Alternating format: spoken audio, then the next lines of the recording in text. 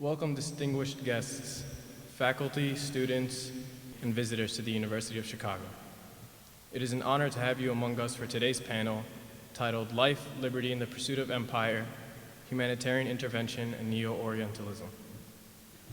My name is Ali Larian, and I am currently a student in the college at the University of Chicago, as well as a co-founder of the Student Forum on Political Thought. Before we begin, I have the honor of introducing our organization and our moderator for the evening. The Student Forum on Political Thought is a recently formed coalition of student organizations to promote academic discourse on the most pressing issues in international politics and society. Our goal is to bring together students and academics of varying perspectives, devoted to a wide variety of causes in order to speak to issues which we believe have been underanalyzed, oversimplified, and which have been distorted for the political interests of particular groups and organizations. We find ourselves living in an age characterized by rapid globalization, in which the spirit of global conflict is guided by the most local of events, and the international social fabric is interwoven with increasingly networked political and economic systems sustained by institutions of multi-level governance and global cooperation, in which the proliferation of conglomerated mass media provides near universal access to the cosmopolitan truths it creates, in which social media and cyberspace transcend the politics of territoriality in space that until recent times has been inseparable from our identities as individuals and political actors, in which a flourishing array of new identities and modes of identity formation have arisen only to pose their own fundamental challenges to a multicultural society. Although our collective culture is eager to acknowledge that we are living in an era of pivotal consequence and great moment, the rapid pace of unfolding events and uncertain scope of their repercussions render an uncertain future. It is in the face of these uncertainties that increasingly certain ideological positions and rigid perspectives have come to dominate the discourse in popular media and the chambers of our policymakers, and ultimately sown the seeds for further political division rather than global progress and mutual understanding. One issue which exemplifies these developments is the subject of tonight's panel discussion. This panel will address a topic which has increasingly entered our consciousness, the issue of humanitarian intervention.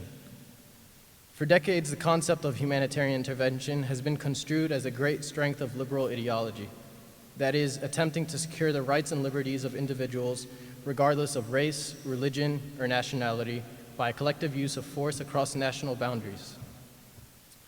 Despite the noble intention of this concept, tonight's panel will discuss often unexplored inherencies of humanitarian intervention, especially in light of the recent actions on the part of the United States and its NATO allies in Europe, Central Asia, Africa, and the Middle East.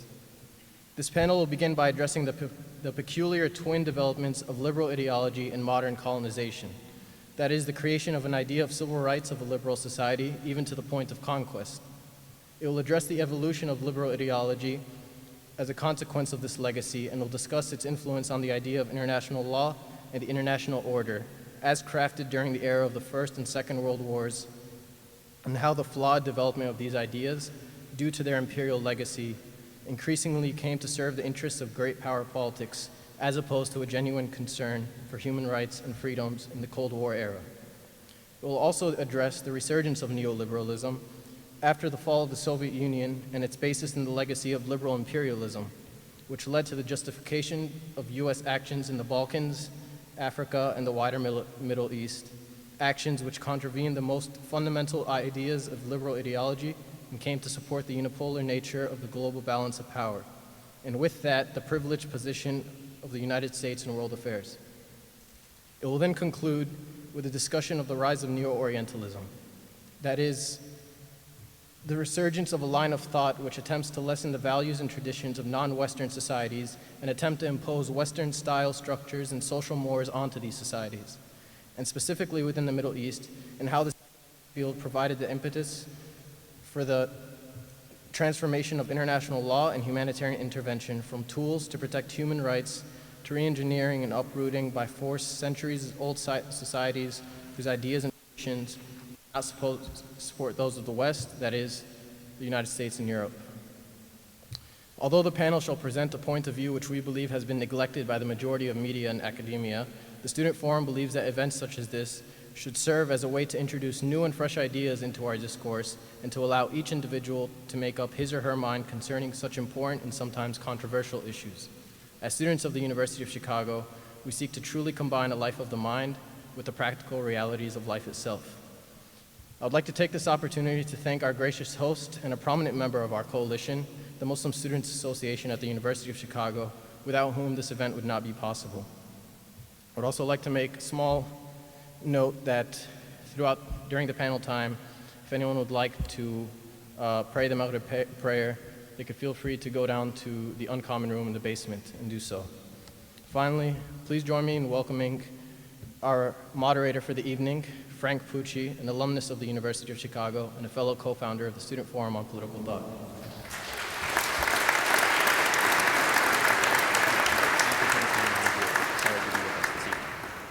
I'd like to take this opportunity to introduce our distinguished speakers, the format of tonight's panels, and a few ground rules for you, the audience, but I'll try to make it short and sweet.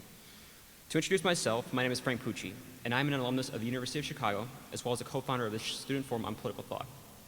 As you will notice, tonight's panel has been introduced by and will be moderated by students, past and present.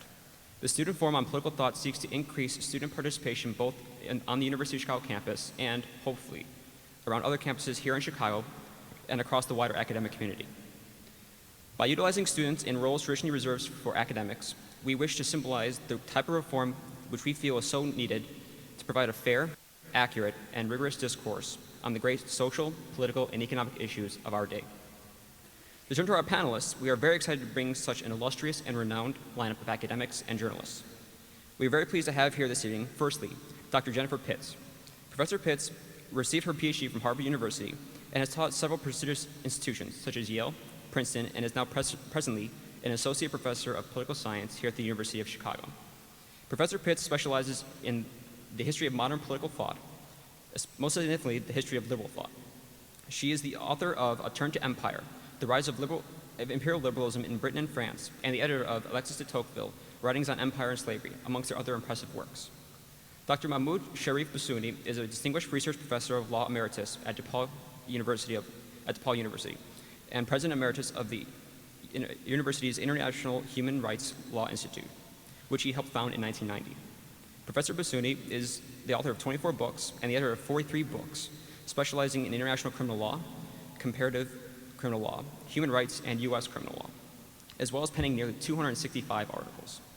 He has also served as a consultant to many prominent international institutions, including the United Nations, and was pivotal in the formation of the International Criminal Court. Glenn Greenwald is a distinguished constitutional lawyer and award-winning journalist in his capacity as the author of his popular blog at Salon.com. Mr. Greenwald has pursued several notable cases concerning civil rights and civil liberties, and has authored 2 New York Times best-selling books on the Bush administration's abuse of executive power and foreign policy abuses, and the recent With Liberty and Justice for Some, How the Law is Used to Destroy Equality and Protect the Powerful.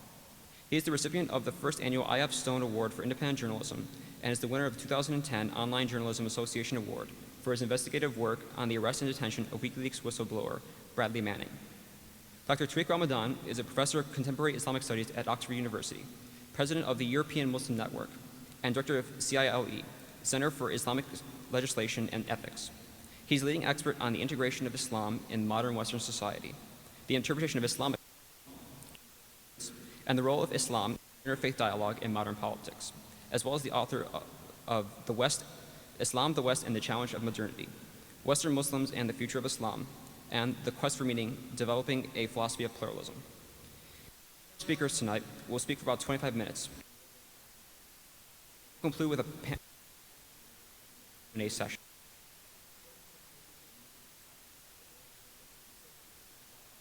Which the Student Forum so passionately feels is necessary. We ask the audience to refrain from outbursts, either in support or against what the speakers wish to say tonight. All those who have questions or comments will have the opportunity to share their ideas with our speakers during the question and answer portion of this program. We ask there be no flash photography, and we will have a recording this lecture posted on the internet soon after this event is finished. Thank you again for coming, and we hope you enjoyed tonight's event. I'd like to present Professor Pitts to begin the panel discussion.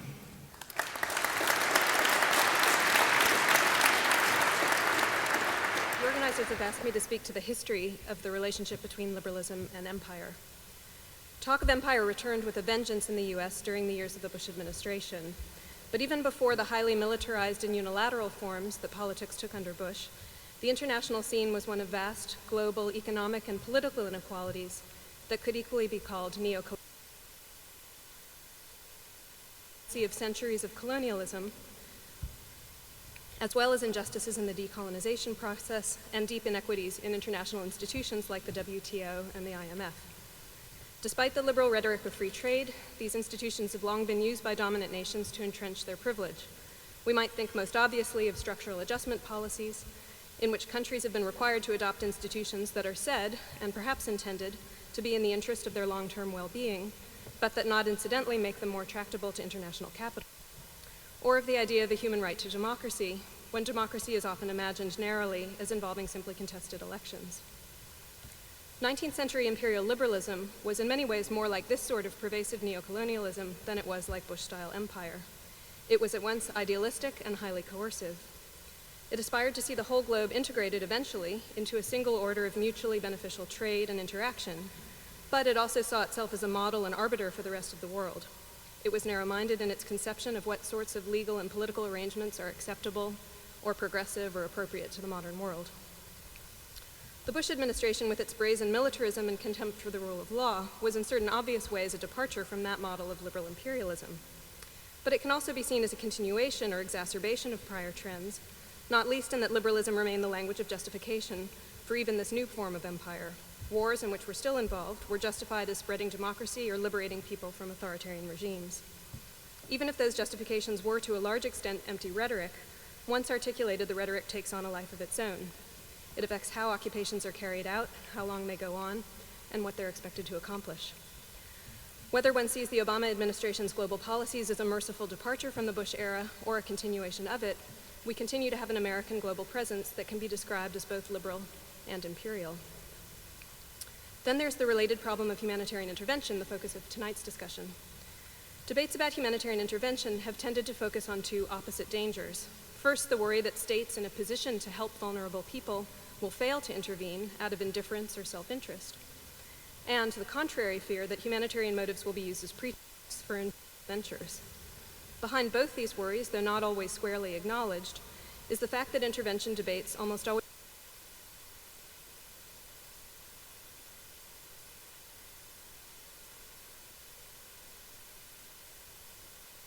states that see themselves as liberal and democratic.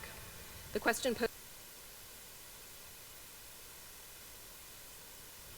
Too rarely have these debates attended to the context of long-standing manipulation and domination by these powerful states, which contributes to the violence that is then said to necessitate intervention. Debates about intervention also tend to have a narrow temporal focus. They say at a moment of crisis, when vulnerable people are at risk of slaughter, and when the only alternatives appear to be immediate military intervention or inaction while the innocent are killed. The longer time frame of the conditions that precipitated the violence is often neglected. This is true not just of arguments about what to do in particular interventions, but also in broader and more philosophical discussions.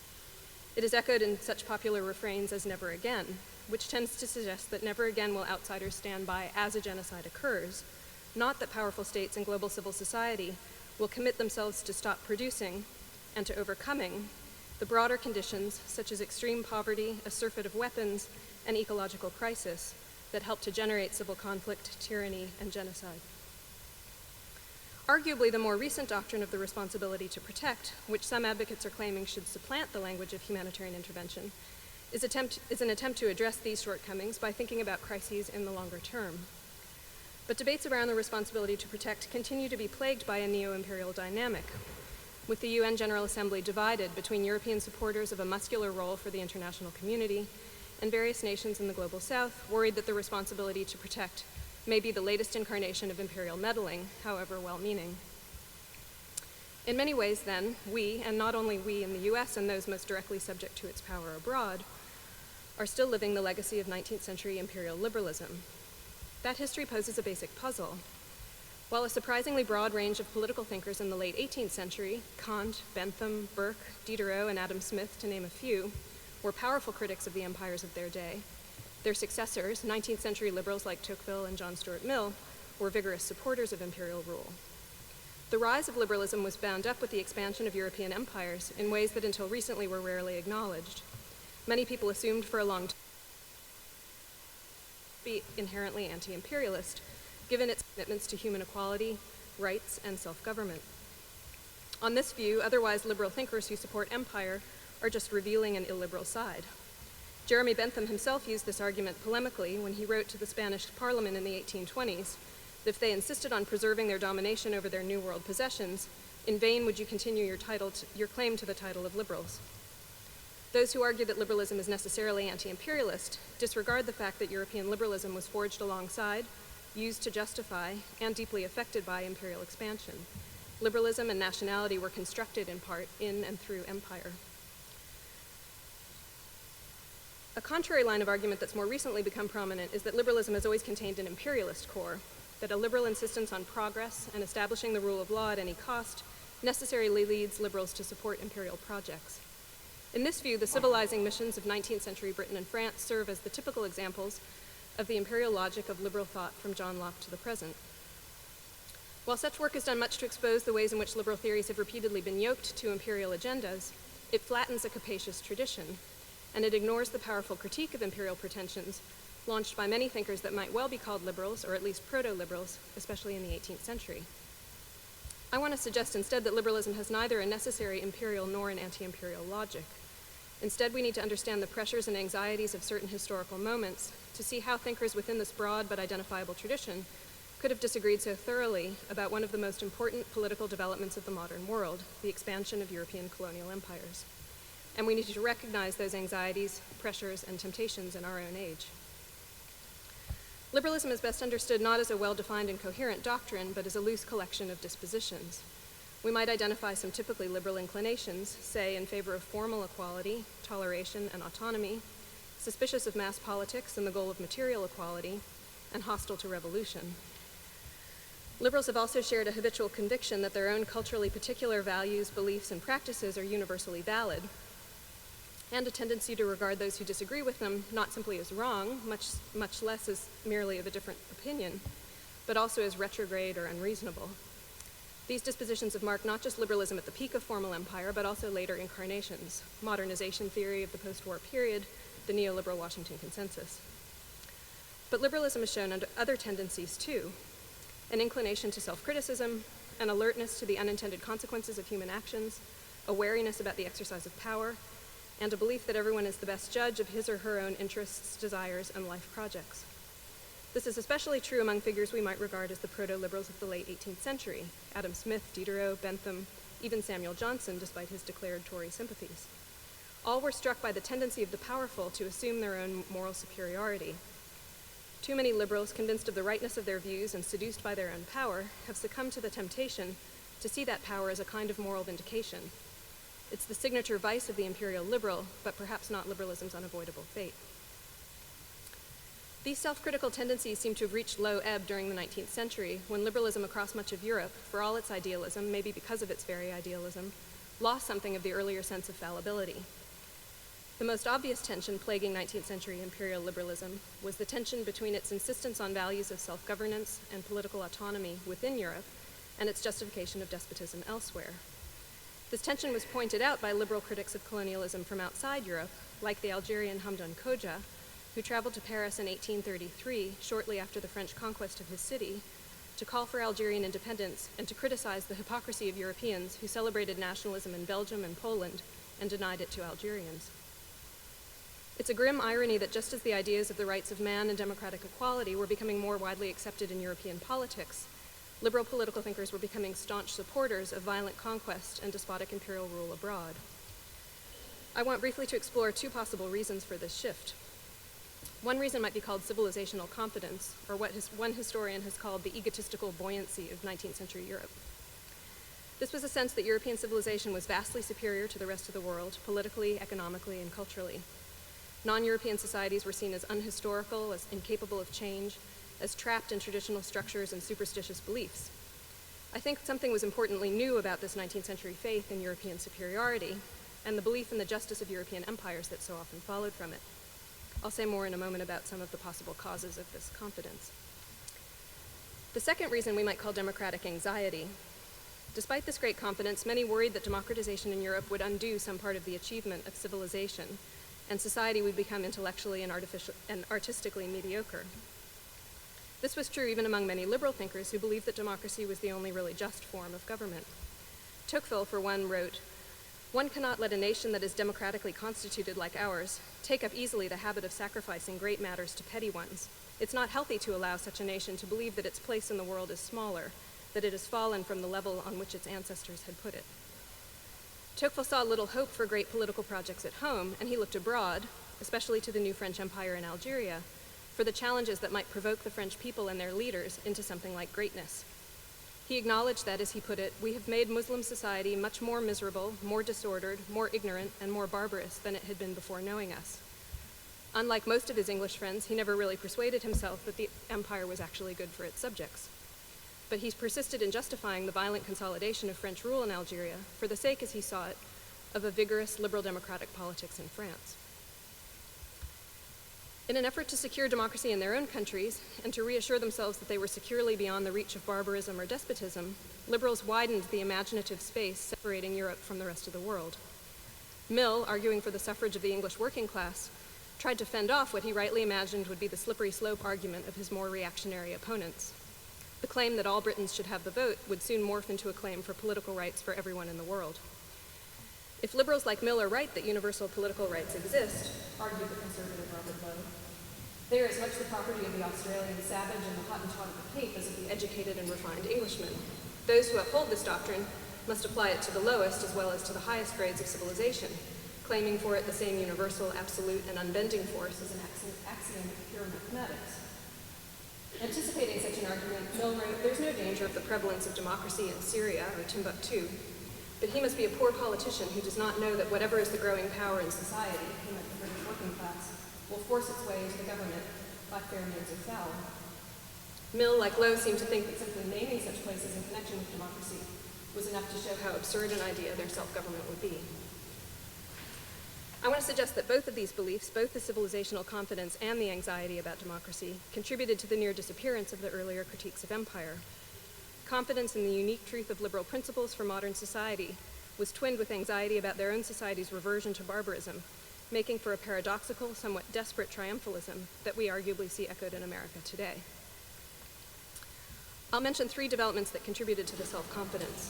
First, there were the economic and technological breakthroughs of the Industrial Revolution, which made Europe look exceptionally dynamic, and which convinced many observers that Europe had always been far more productive and more innovative than the rest of the world. The progress of democracy in the wake of the French Revolution was a second reason for Europeans' new confidence in their superiority. Many Enlightenment thinkers of earlier generations, keenly aware of hierarchy and tyranny within their own societies, believed that Europeans were in no moral position to spread their political cultures abroad. This idea was especially powerful among thinkers living under autocratic regimes, including Germans like Kant and Herder, and Frenchmen like Diderot. They saw the violence of imperial expansion as yet another injustice typical of European politics in their day. Diderot put criticism in the mouth of a fictional Tahitian leader. "Leave us to our ways," he said. "They are wiser and more decent than yours. We have no wish to exchange what you call our ignorance for your useless knowledge. Everything that we need and is good for us we already possess. Go back to your country to agitate and torment yourselves as much as you like. Do not fill our heads with your false needs and your illusory virtues." In contrast to this sort of searing self-criticism of Ancien Regime radicals, liberals in the generations after the French Revolution had a much deeper, but also anxious commitment to their own state and society.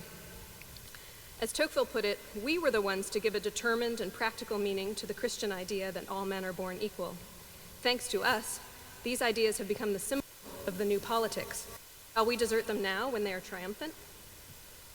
Such liberals weren't prepared to be as scathingly critical as their predecessors about a political order whose potential for progress seemed so hopeful and whose precariousness so worrisome. In Britain, too, we find a new faith in the early decades of the 19th century that British politics, warts and all, were infinitely superior to any other, and that the British were the only ones capable of bringing good government to backward societies like India. Bentham, for instance, had been outraged by British misgovernment in India and argued that the British had irresponsibly replaced an indigenous legal system that had worked reasonably well. He wrote, when the English judge acts rightly once in 100 times, The Brahmin judges were in the habit of acting rightly every day. In contrast, James Mill, Bentham's friend and disciple and John Stuart's father, declared that Indian judges were universally incompetent and tyrannical. As he said, this English government in India, with all its vices, is a blessing of unspeakable magnitude to the population of Hindustan. Even the utmost abuse of European power is better than the most temperate exercise of Oriental death. Europe, whatever its political problems, was by this time thought to be firmly on the side of progress, while the rest of the world was not just backward, but also incapable of progressing without outside help. Ironically, the abolition of the slave trade was a third development that bolstered Europeans' sense of self-assurance. Critics of empire in the 18th century had seen European expansion as bound up with the horrors of the slave trade and slavery. To quote Diderot again, "Hardly had domestic liberty been reborn in Europe than it was buried in America." The Spaniard, the first to be thrown up by the waves onto the shores of the New World, thought he had no duty to people who did not share his color, customs, or religion. This marriage of humanitarian causes of anti-slavery and critique of empire fell apart by the end of the 18th century. These economic and political developments contributed to the rise of theories of progress that saw European dominance over the world as fitting and even providential. Also, such theories of progress began to suggest not just that European societies were backward, but also that their individual members were both mentally and morally inferior. Ideas about international law were developing in a direction similar to the liberal turn to empire that I've been describing. A major preoccupation of 19th century legal thought was the question of the scope of international law. To whom did it apply? And on what grounds could some states or societies be excluded from it? There was widespread agreement that very few, if any, non-European states could be considered equal subjects of international law.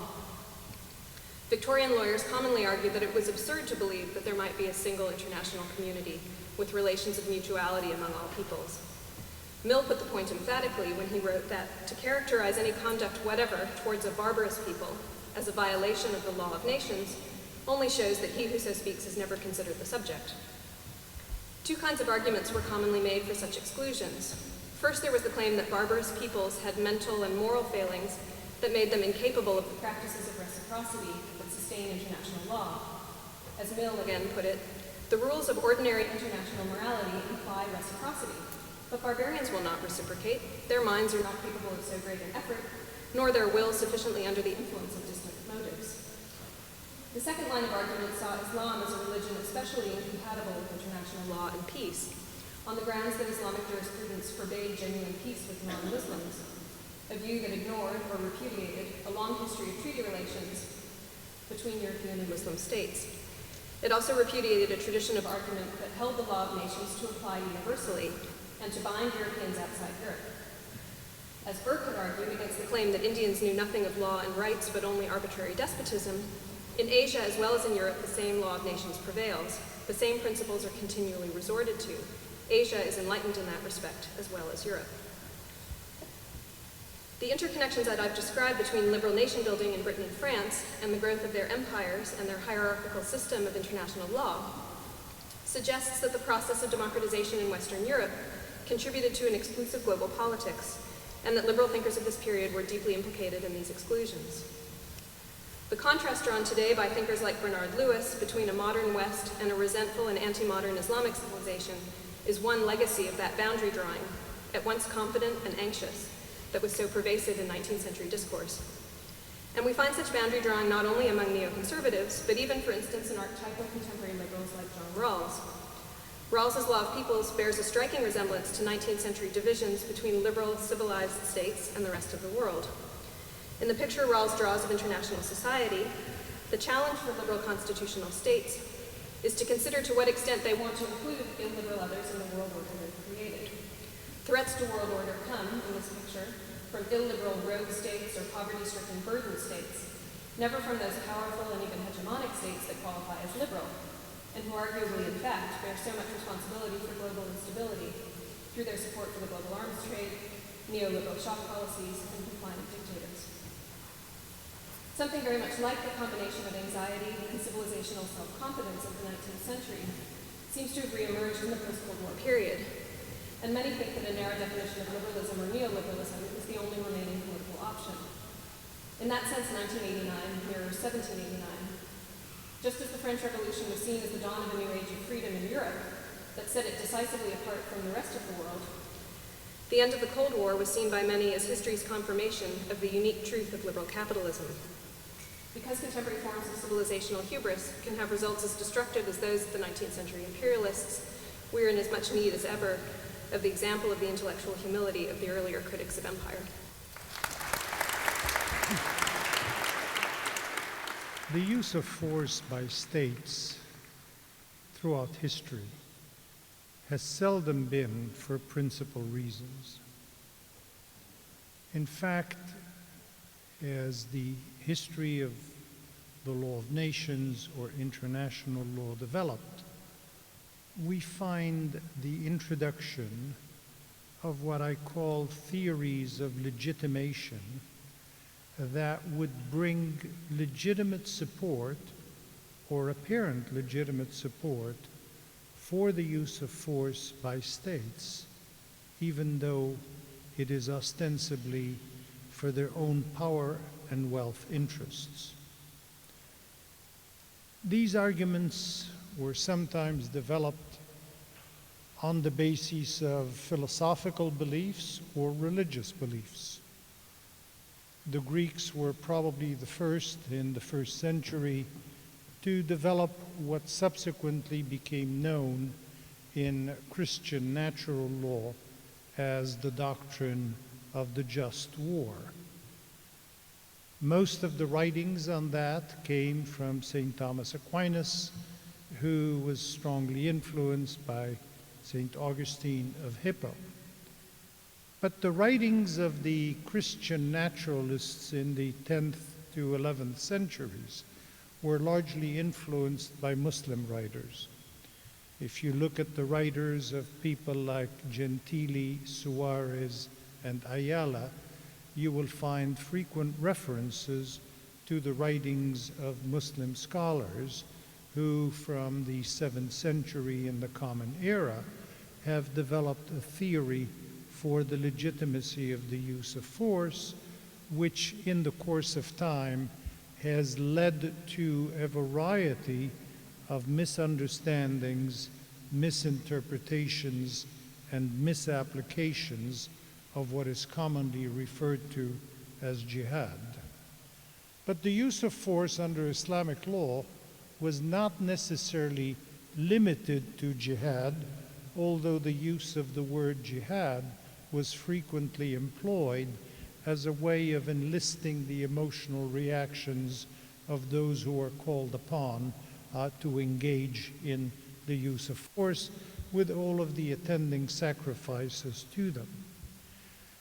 In fact, one can see in 630 of the Common Era, the Prophet Muhammad, peace be upon him, coming down from Medina with the Muslim troops in order to reconquer Mecca. The conquest of Mecca was hardly justified as a jihad, but it had to be justified on the basis that the Meccans would prevent the Muslims from doing the pilgrimage, and therefore there was a religious and moral justification for it. It would have been interesting if history would have changed and if the Meccans would have converted to Islam before the Muslims won the Battle of Mecca as opposed to after, as to whether or not this justification would have still existed. But the first test really occurred 2 years later, shortly after the death of the Prophet, peace be upon him, in 632, when a number of the Arab tribes gave up the practice, which was an obligation, to pay zakat to Beit al-Mal, or the equivalent of today's Ministry of Finance. Abu Bakr was then the first Khalifa, and Umar ibn al-Khattab, who was the second Khalifa and the strong man of the regime, urged Abu Bakr to start a war against those dissidents. But interestingly enough, those dissidents were not really people who had abandoned Islam, even though the war was labeled the war of Ridda, which is apostasy. They did not commit Ridda, they just simply refused to pay the zakat, which is a very different way of putting things. But there was a reason of state that was at stake. The fledgling Muslim state could not have existed without the payment of the zakat. Consequently, a theory justifying the use of force, even against other Muslims, had to be found, and Ridda was the convenient one. History has continued along those lines. The theory of just war, which, as I said, was developed by the naturalist, took its own course, and whenever it was decided by one of the Christian powers to invoke just war, they simply invoked it and probably found some good theologian who, for good and other valuable considerations, was able to write out a legal opinion saying that this was indeed a just war to be undertaken. Looking at it in another way, like Professor Pitts say, you know, if everything else fails, then you simply draw a sort of a, if I can use a modern analogy of the word, a sort of a line in the sand, and say, you people are not in that side of the line, and therefore the law of nations or international law does not apply. Well, the Romans did that with the UChicago long before the Christians and the Westerners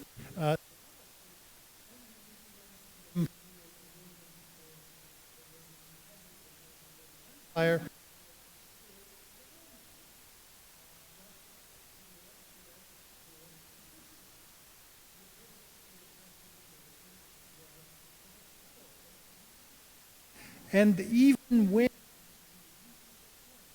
of presuming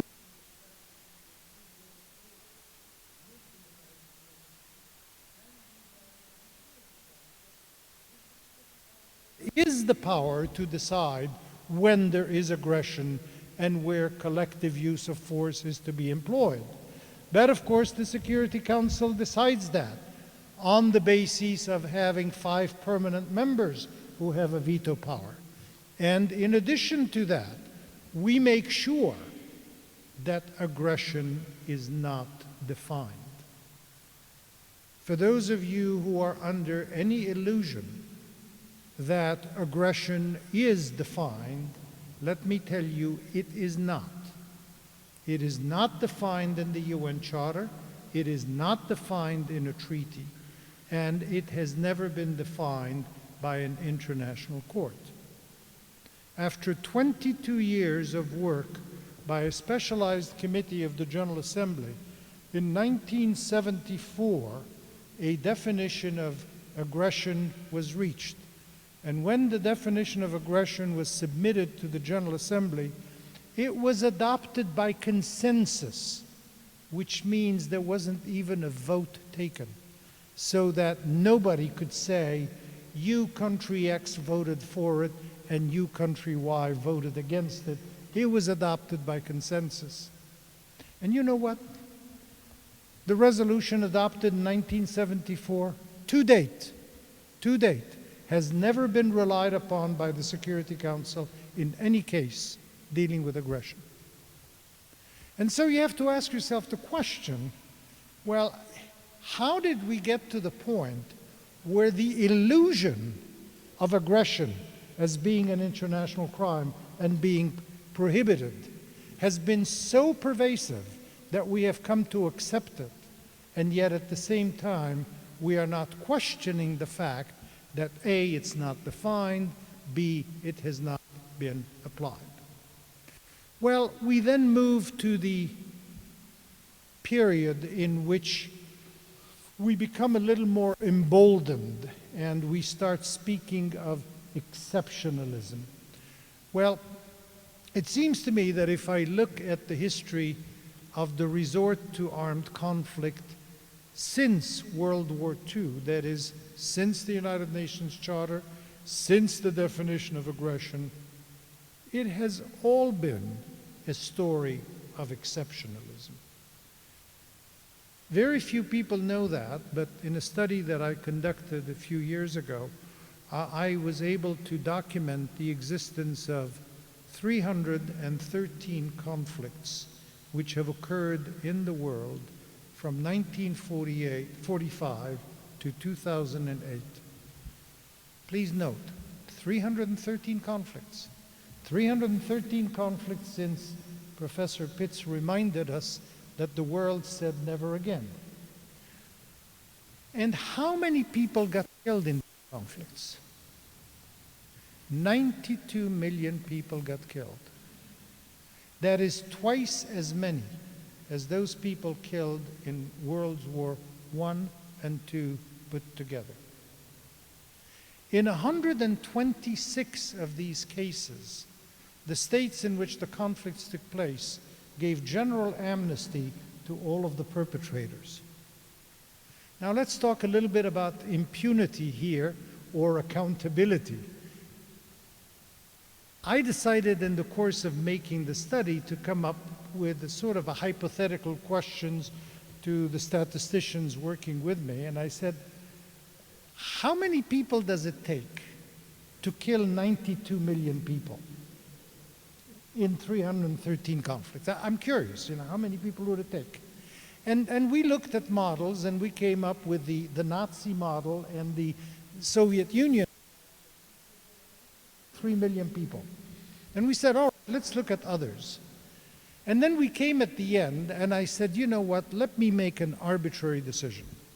Let me say 1 million people. It took 1 million perpetrators to kill 92 million people in a span of 60 years. 313 conflicts.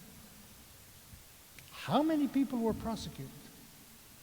We're speaking of accountability, a basic principle of liberalism or liberal thought or democracy or rule of law, all of these beautiful things we speak of. Well, to my utter surprise, the total number of persons prosecuted before international tribunals is 727. So we have 727 persons who were held accountable for the death of 92 million people over a period of 60 years or more.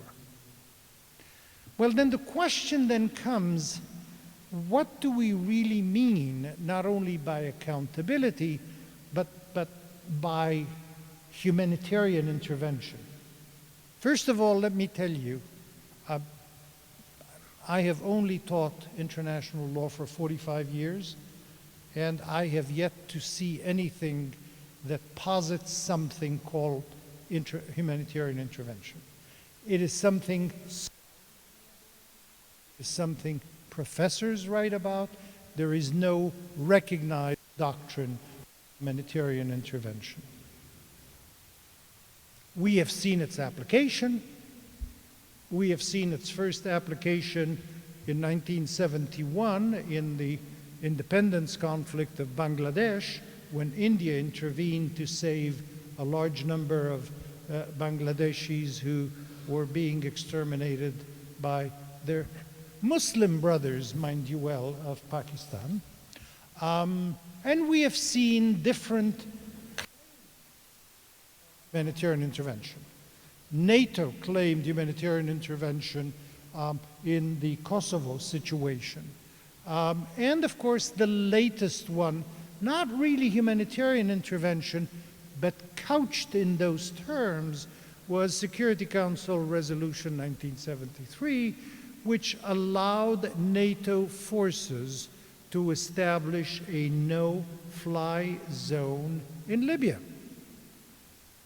No-fly zone in Libya, which the Libyan government, the next day the resolution was adopted, immediately accepted. Yet notwithstanding the acceptance of Libya's consent to no-fly zone, NATO started bombing its airports and planes. Fine. The problem then became, once all of the airports were bombed, all of the anti-aircraft was bombed, all of the planes was bombed, how do we extend that? How do you pull that elastic and then have these interventions then hit, you know, trucks and cannons and troop movement, etc., etc. Well, that was something that NATO did, and nobody said anything to it. Ergo, when the Security Council looked at the situation in Syria, Russia, wait a minute, we went down this road once before, and under the guise of preventing a humanitarian, Gaddafi forces use air force to kill civilians. We decided to have the no-fly zone. We are not going to have this happen again, ergo the veto that we saw happening. Well, I mean, this was ultimately passed together. After all, the interests of major powers are always greater than anything principled anyway. And so they simply appointed Mr. Kofi Annan to cover things up, come up with a plan that both the USSR, ex-USSR, I keep making that mistake, it's called Russia now, and the United States, as well as others, were able to all line up on the same page, and therefore there is no more an open division between the major powers of the world. In the meantime, there's something that sort of passed by, we didn't realize it. In 2005, in the World Summit meeting of heads of state at the General Assembly, a resolution was adopted by the General Assembly and by the heads of state.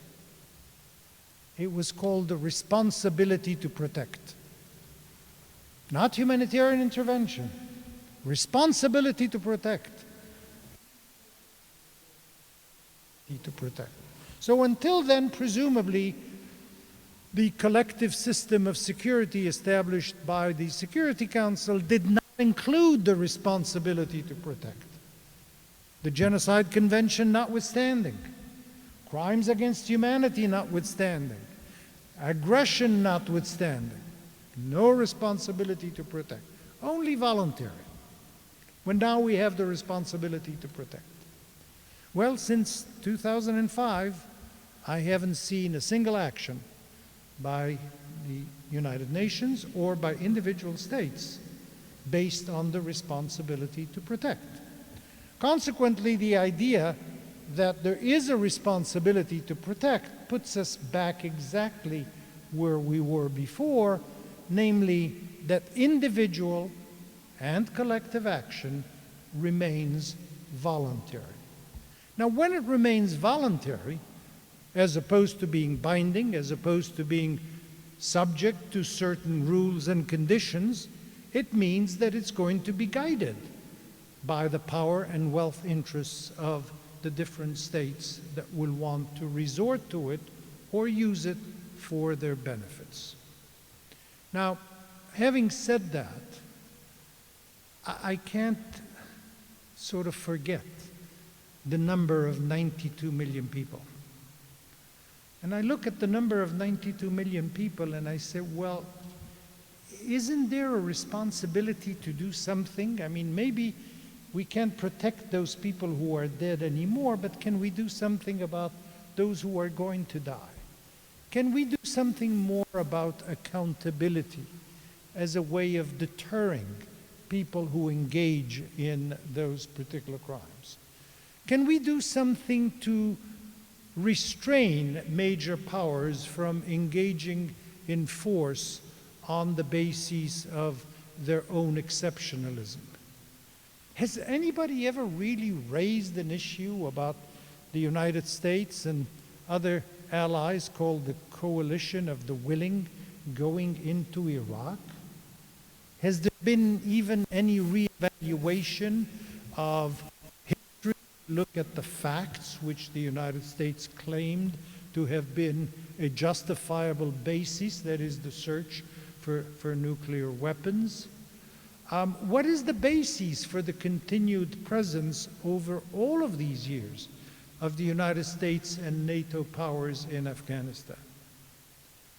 Now, I don't mean to be presumptuous, but I was the first chairman of the Security Council to investigate war crimes in the former Yugoslavia.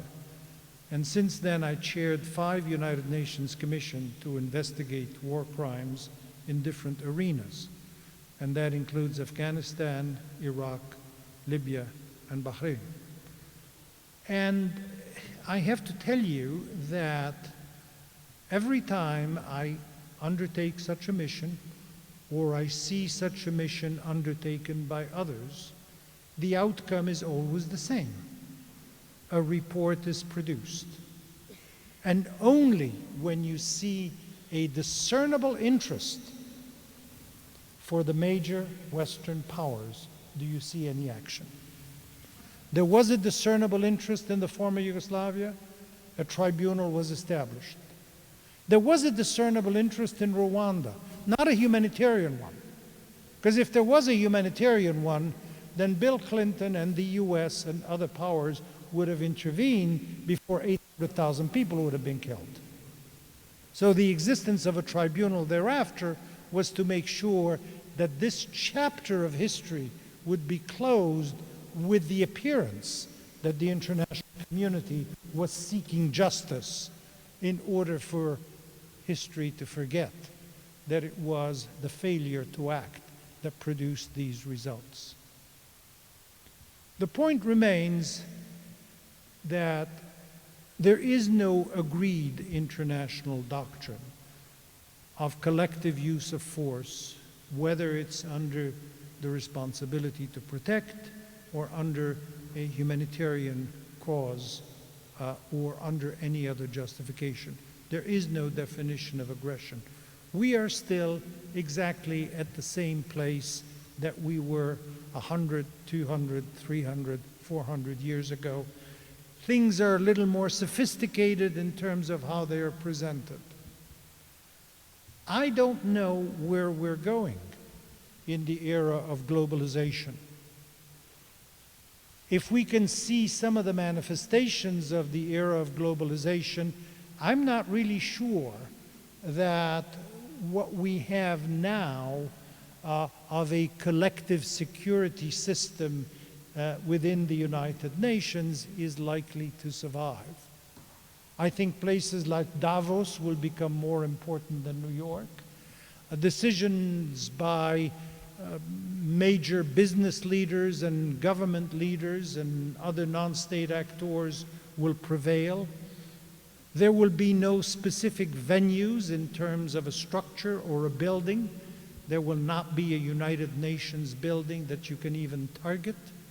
These principal actors will be able to gather at a place of their choice, whether it's Chicago or Camp David. They will be able to decide when they will gather. It will be a dynamic process that will be there in order to further fulfill those interests. And of course, it will be very easy to pick up on the claims of those whom history has brought to the world of modernity a little too late. A little too late because they had been subject to colonialism. And it took them a long time to liberate themselves from colonialism, particularly in the Arab world and in the Muslim world, only to find themselves colonized again by a new form of colonizer, this time internal monarchies and dictatorships, who in the name of either local nationalism or some other doctrine were able to convert their powers into oligarchies that have not only maintained and usurped power, but have also been able to dominate the people and exploit them. And so today what people call the Arab Spring is really a reaction to the colonial period, that the Arab world has gone through a colonial period which, in my opinion, was extended by the monarchical and dictatorial rules that followed the colonial period. And certainly one can show that every one of these regimes was supported by the prior imperial and neo-imperial powers. There is no doubt that the UK or France or the United States have supported and continue to support the monarchies and the dictatorships. And for all practical purposes, if there is nothing left but the ideology of Islam that is to awaken the people to what we would otherwise call liberal human rights, then of course Islam becomes the enemy. And then it becomes very convenient to fight Islam as the enemy. I suppose had somebody not used Islam and said, well, this is really liberalism and neoliberalism. We are fighting for democracy and human rights, and use all of these nice cliches, maybe the answer would have been different. But I submit to you the answer would not have been different. And it would not have been different simply because international law is on the side of the powerful. International law is made by the powerful, and international law is made for the benefit of the powerful. They, on the other side, are not to be the recipients of it unless they deserve it by pledging their allegiance to the powerful ones that are in control. And so when you look at international law, when you look at the idea of humanitarian intervention, when you look at the concept of commonly shared values, when you look at the developments in the field of human rights and international criminal law, there is no doubt that we have made substantial progress since the end of World War II. But if you compare the progress made to what has not progressed, you can find out the distance between the two. Just ask the bottom 1 billion people about poverty and hunger and disease. Just ask those who live in the 40 or 42 failing and failed states. And you will have a different response as to what the expectations of human rights and an international community based on commonly shared values is all about in this world of realism. Thank you.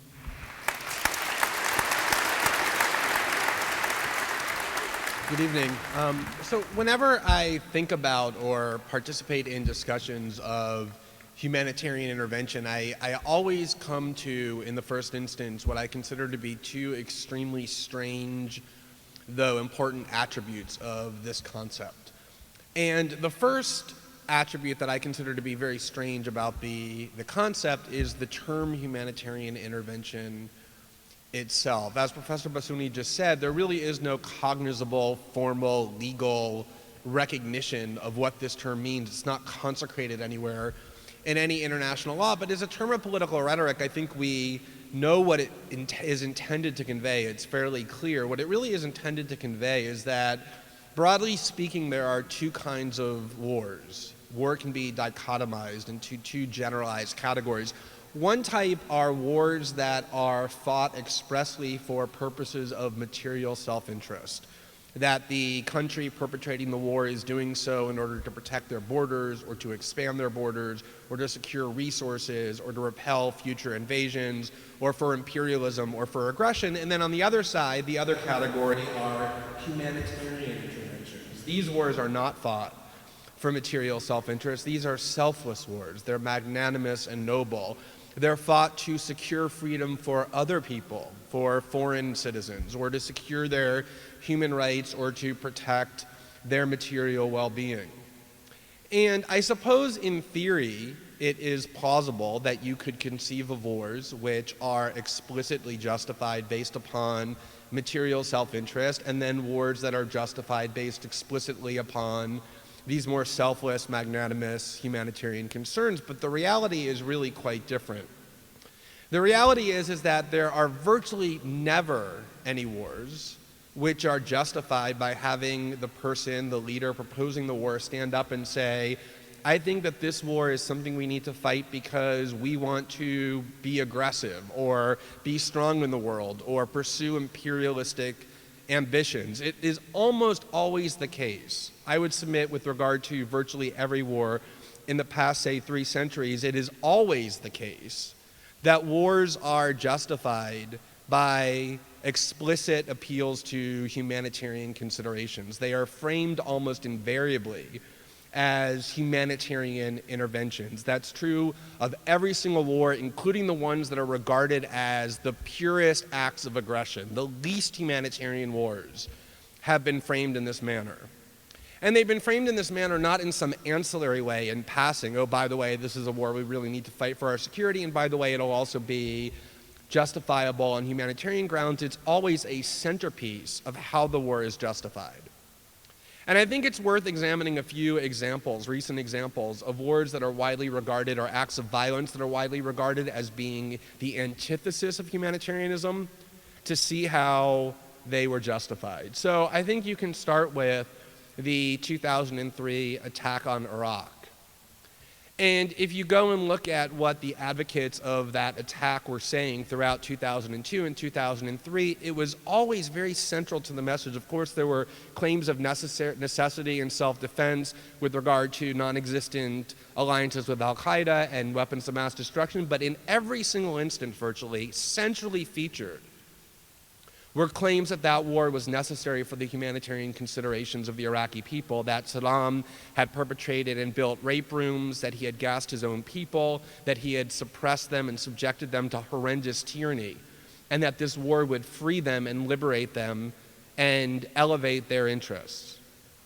And if you recall, there was a controversy because George Bush's White House Chief of Staff, Andy Card, said that the war would be first unveiled in a formal way after Labor Day because you don't introduce new products, until after Labor Day. And the first speech that George Bush gave after Labor Day, the time when he unveiled the product, that attack on Iraq, was a speech that he gave in Cincinnati on September 7th, 2002. And this is what he said about why removing Saddam and waging war against Iraq would be necessary. He said, quote, "The lives of Iraqi citizens would improve dramatically if Saddam Hussein were no longer in power. The dictator of Iraq is a student of Stalin, using murder as a tool of terror and control within his own cabinet, within his own army, and even within his own family. On Saddam Hussein's orders, opponents have been decapitated, wives and mothers of political opponents have been systematically raped as a method of intimidation, and political prisoners had been forced to watch their own children being tortured." And if you look at the 2008 invasion of Georgia by the Russian military, the same claims were made then by the Russians to justify the invasion of Georgia well into Georgia. They said that residents of Abkhazia and South Ossetia were being oppressed by the centralized Georgian government. Vladimir Putin in many interviews said that the people in those provinces were victims of genocide by the Georgian government. In an interview, Russian President Dmitry Medvedev said, quote, when asked why Russian troops were so far into Georgia, he said, quote, "In the wake of barbaric actions planned and carried out by Georgian authorities, we are seeing thousands of victims, tens of thousands of refugees, and massive destruction." If you look at Pravda during the invasion and occupation of Afghanistan by the Soviet Union, literally on a daily basis, you will find claims featured centrally from policy planners in the Kremlin insisting that the war in Afghanistan was justifiable to protect the Afghan people from religious extremists who are violent and brutal and primitive and savage. And of course, if you pick up America's newspapers, you'll see the same claims about the American occupation of Afghanistan now, always in the same humanitarian terms. And these rhetorical tactics are not at all confined to superpowers. Ironically, there's an interview with Muammar Gaddafi from 2004 when he was asked by a BBC reporter why Libya had continued for decades, to arm and fund and train various violent factions around the world. And this was Gaddafi's answer. He said, quote, "It is one of our basic principles to support nations that are struggling for the sake of their freedom, to support those exploited and oppressed." And when he was asked how you distinguish between terrorists and freedom fighters who are oppressed and deserve support. He said, quote, "The just causes are clear. They are nations struggling against usurpers to be rid of foreign control and pursuing their freedom. Libya will always stand by them." And when Saddam Hussein intervened and invaded Kuwait in 1991, he and Iraqi officials repeatedly insisted that they did so at the invitation of the Kuwaiti people who were suffering under the impression of the Kuwaiti ruling family. And there's a fascinating interview conducted by the FBI after Saddam was apprehended by US forces in Iraq, in which they spent a substantial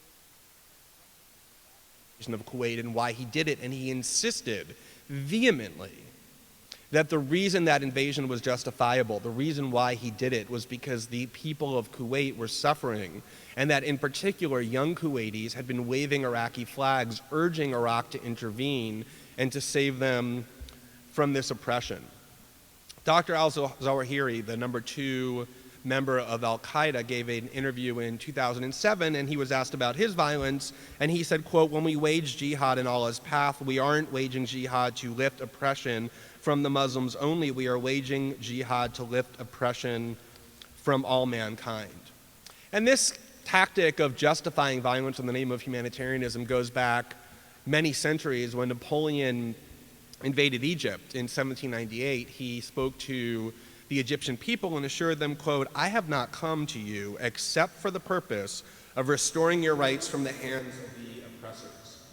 And the leading military commander of the British Army occupying Iraq in 1917 said, "Our armies do not come into your cities and lands as conquerors or enemies, but as liberators." So I think it's pretty clear that, and I could spend the rest of the day identifying almost identical verbiage from history's worst monsters and greatest oppressors and aggressors. And I think there are several important reasons to think about in terms of why these wars, why acts of violence and aggression are continuously framed as humanitarian interventions. The first one is, I think it's very difficult to maintain support among a population for acts of war unless it entails a component of humanitarianism that can be identified. People don't want to support savagery and violence and killing unless they can convince themselves that there's some noble and just cause behind it beyond their own self-interest. They need to believe that there's some greater cause that's being fulfilled, not only for their own benefit, but for the benefit of those who are suffering under the violence they're endorsing. And this humanitarian packaging is what enables them in good conscience to support it. It is a necessary component of convincing a population to support and endorse violence done in their name. And then I think a second aspect for why this humanitarianism is basically universal in terms of justification is because all but the most absolutely sociopathic leaders need as well to believe that the violence that they're perpetrating has some noble cause. I think it's extremely possible that when Saddam says that he invaded Kuwait in order to save the Kuwaiti people from the oppression of the ruling family, that he believes it every bit as much as Kremlin leaders believed that they were saving Afghans from the brutality of extremists or any of the other examples that I've identified. And then the third reason that I think that this humanitarian claim is so universally made is because there's always some element of truth to it. Just about, usually a grain of truth, enough to be able to make the claim. So if you go and look at the Russian invasion of Georgia, it really was true that Ossetians believed that they should be independent and were suffering under the tyranny of the Georgian government and welcomed the Russian invasion. It really was true that Saddam was a heinous monster who had brutalized and suppressed his own people. It is true that some of the people of the United States are fighting in Afghanistan truly are brutal and violent and oppressive to the people of Afghanistan. There's often an element of truth. In fact, there's almost always an element of truth. You can find humanitarian aspects to virtually every act of violence done by the state. I had this in 2010. I had a fairly acrimonious debate with one of the nation's leading and most vociferous advocates, media advocates of the attack on Iraq, Jeffrey Goldberg, who writes for The Atlantic. Actually, I've had many acrimonious disputes with him, but I had this one in particular. I remember I was having a debate with him about the Iraq War and about his advocacy for the Iraq War, and he wrote this response to something I'd written, and he said that he had just gotten off the phone with the Prime Minister of Iraqi Kurds, the leader of the Iraqi Kurds, and that they had both agreed that I should come to speak to the Kurds to explain why the war in Iraq was so heinous. The implication being that since there were many Kurds who believed that their lot had been improved by the invasion of Iraq, that somehow attack was undermined. The principle being that if you can identify certain people in the country who welcome the invasion, that somehow that's proof that the invasion is actually humanitarian, since some people are cheering it. And one of the things that I said in response was I didn't need to go speak to the Kurds to know that there were people in Iraq, including the Kurds, who benefited from the invasion of Iraq. There are always people in any society that will benefit when you remove a country's leadership and destroy its infrastructure, the people who benefit in the aftermath. And I went through all the examples that I just identified in which in each one of those instances, it really is the case that there are people in those countries, even those worst acts of aggression, who welcome the aggression because they benefit in some way. And one of the examples that I gave in order to make this point and highlight the universality of humanitarianism is that even the Germans in World War II continuously made this claim and even made it to some degree of truth. So when the Germans invaded Czechoslovakia and Austria, there really were citizens, Sudeten citizens, who were of Germanic descent who welcomed the invasion of Germany. And you can go and look at Nazi propaganda during World War II, which constantly displays images of things like Germanic citizens in Lithuania welcome and throwing flowers and giving chocolates to invading German troops, or citizens of Poland and the Ukraine doing the same thing. The idea that there's some benefit to some of the people in countries that are invaded and attacked is true for almost every single war that one can conceive of.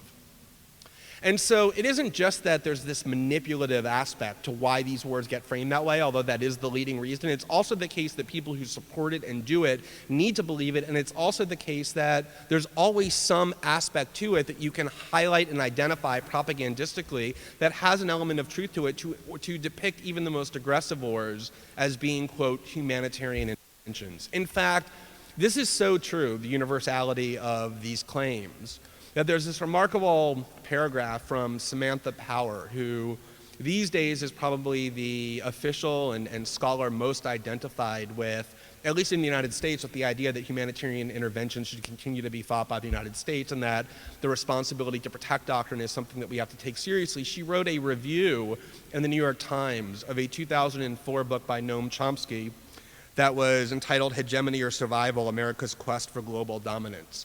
And what she said in her review of Chomsky's book, which was obviously very critical of U.S. foreign policy, was she wrote, quote, "Much blood was shed in the last century by the United States forces or proxies in the name of righteous ends. Because every state justifies its wars on the grounds of self-defense or altruism, Chomsky is correct that any, quote, profession of noble intent is predictable and therefore carries no information. The fact that a war is framed or justified as a humanitarian intervention tells you nothing about what the war actually is, why it's being fought, or whether it's justified, because all wars are framed in that way." Now, the fact that every war is framed as a humanitarian intervention is not proof that there is no such thing as a humanitarian intervention. You can have cynical leaders who lie and say that certain wars are for humanitarian ends, and that doesn't prove that no wars are. And it's possible that you could have some reasonable debate about whether isolated military actions really were motivated at their core by humanitarianism, or whether that was even the effect of certain other wars. But whatever else is true, it is not the case that there's some subset or special species of war that is justified by appeal to humanitarianism. All wars are justified that way, and I think that mandates a very high level of skepticism whenever invasions or military actions are proposed based upon this rationale. So that's the first strange aspect to me, is this term humanitarian intervention that doesn't really exist in a formal way. It doesn't really have a fixed meaning that you can get at, and it is something that is applied much more propagandistically than it is in any sort of cogent or rational way. The second strange aspect of strikes me, especially when we talk about it in the context of American political discourse, is that it is grounded in the premise. It's grounded in this premise, the premise being that the United States government profoundly objects to and even considers it intolerable for a foreign government to oppress its people or to engage in violence against its people, and simply cannot stand by when that happens. That to me is an extremely strange premise for all kinds of reasons. And just to see how grounded humanitarian wars are in that premise, I just want to look at one part of what President Obama said when he decided to explain to the American people why the United States had involved itself in Libya. He finally got around to explaining this a week or so after the war had started and American planes were over there. And he went on television, he gave a speech, and he said, one of the things he said was, broadening our military mission to include regime change would be a mistake. We were not there to militarily remove Gaddafi or to engage in regime change. Instead, we were there purely for humanitarian goals. And what he said about that was, quote, to brush aside America's responsibility as a leader and, more profoundly, our responsibilities to our fellow human beings would have been a betrayal of who we are. Some nations may be able to turn a blind eye to atrocities in other countries, but not the United States. The United States is different. And he also went on to say that the United States just simply cannot stand idly by while a government oppresses its own people. And the reason that it was so remarkable to hear the president say that, and the reason it's so remarkable whenever humanitarian intervention is justified, grounded in this precept, which it almost always is that it's obvious and beyond dispute that the United States isn't the slightest bit bothered by governments that oppress its own people or engage in violence against its own people. In fact, the United States adores governments that do that. And in fact, not only does the United States adore governments that do that, the policy of the Middle East, of the Arab and Muslim world from the United States perspective has long been to ensure that these countries will be governed by regimes that specifically suppress their citizenry to avoid having the views of those citizenry dominate and shape American policy. And it's amazing to listen to people who advocate humanitarian intervention do so by simply assuming, as though it's self-evidently true, that this is the perspective of the United States, that it cannot stand idly by while countries oppress their own citizens. One of the most remarkable and most extreme media detachments from reality in American political discourse, and that of course is saying a lot, but to me one of the most striking examples in the past decade was during what the American media called the Arab Spring. Because what essentially happened was that the rebellions that took place throughout those Arab countries got cast in very moralistic terms by the media, because for the most part that was the only decent and rational way to see them. That on the one side you had the forces of good, which were these long oppressed citizens of these countries, fighting valiantly and bravely against the evil ones, the dictators who had long suppressed them. And this was really the media narrative that got continuously propagated and shaped how the media covered the Arab Spring. And it was actually really quite true. But the remarkable thing about it was that all of that they managed to describe it this way continuously and to talk about it this way continuously, that of course all Americans are rooting for and cheering for the forces of democracy who are fighting against these evil, villainous dictators, without ever really mentioning, oh, and by the way, many, in fact most of those dictators, are ones that the United States has for decades funded and propped up and armed and trained and supported. And it was often, there would be occasionally embarrassing instances when in Tahrir Square, when Americans had focused on Tahrir Square as sort of the symbol of the fight for democracy, when the people who had gathered there were tear gassed by the Egyptian military and the tear gas canisters said "Made in the USA," that was a little bit embarrassing, and you saw people having to try and sort of explain that away, but by and large that fact was ignored. And that's really what explains this idea that people who are perfectly well-intentioned and in good faith can actually advocate humanitarian intervention based on this notion that the United States cannot stand idly by and allow governments to suppress or attack its own people, even after we continue to this day to support countries and governments like the one in Saudi Arabia that helped Bahrain engage in violence against its citizens fighting for democracy, or who stood by Mubarak until the very last minute when his fall became inevitable. That, to me, also is a very strange aspect of humanitarian intervention and the discussions that we have about it. Now, one thing I want to say about motives and the motives that drive wars is I think it's very difficult to identify with any exactitude or any precision what motivates a war. There's lots of talk and debate and bafflement, I think, still in the United States about why is it that the United States really did go to war against Iraq? What actually motivated the attack? Was it the fact that there was a perception that it would secure oil interest in that vital oil country? Was it due to some allegiance to perceived Israeli interests? Was it because there was a desire for vengeance on the part of the country after 9/11? Was it because George Bush wanted to feel powerful and strong or seek vengeance on the leader who he thought had killed his father? Was it that it would make a good media show and rally the citizenry behind the presidency? It's very difficult to isolate any one of those motives and say what the motive is, and in part that's probably because those motives all played a role in the attack, because in order for the United States to go to war, many different factions need to be coalesced behind the war, and many of those factions probably have different motives for why they're willing to do so. So it's hard to say what actually motivates a particular war. You could look at the war in Libya, and the reason why I think Libya is so important in terms of understanding humanitarian interventions is because Libya has now become sort of the patron saint of humanitarian intervention. It is really to humanitarian intervention what the 1991 Persian Gulf War was to wars and acts of aggression generally. It convinced Americans that it can be done very easily, very cleanly, very nobly.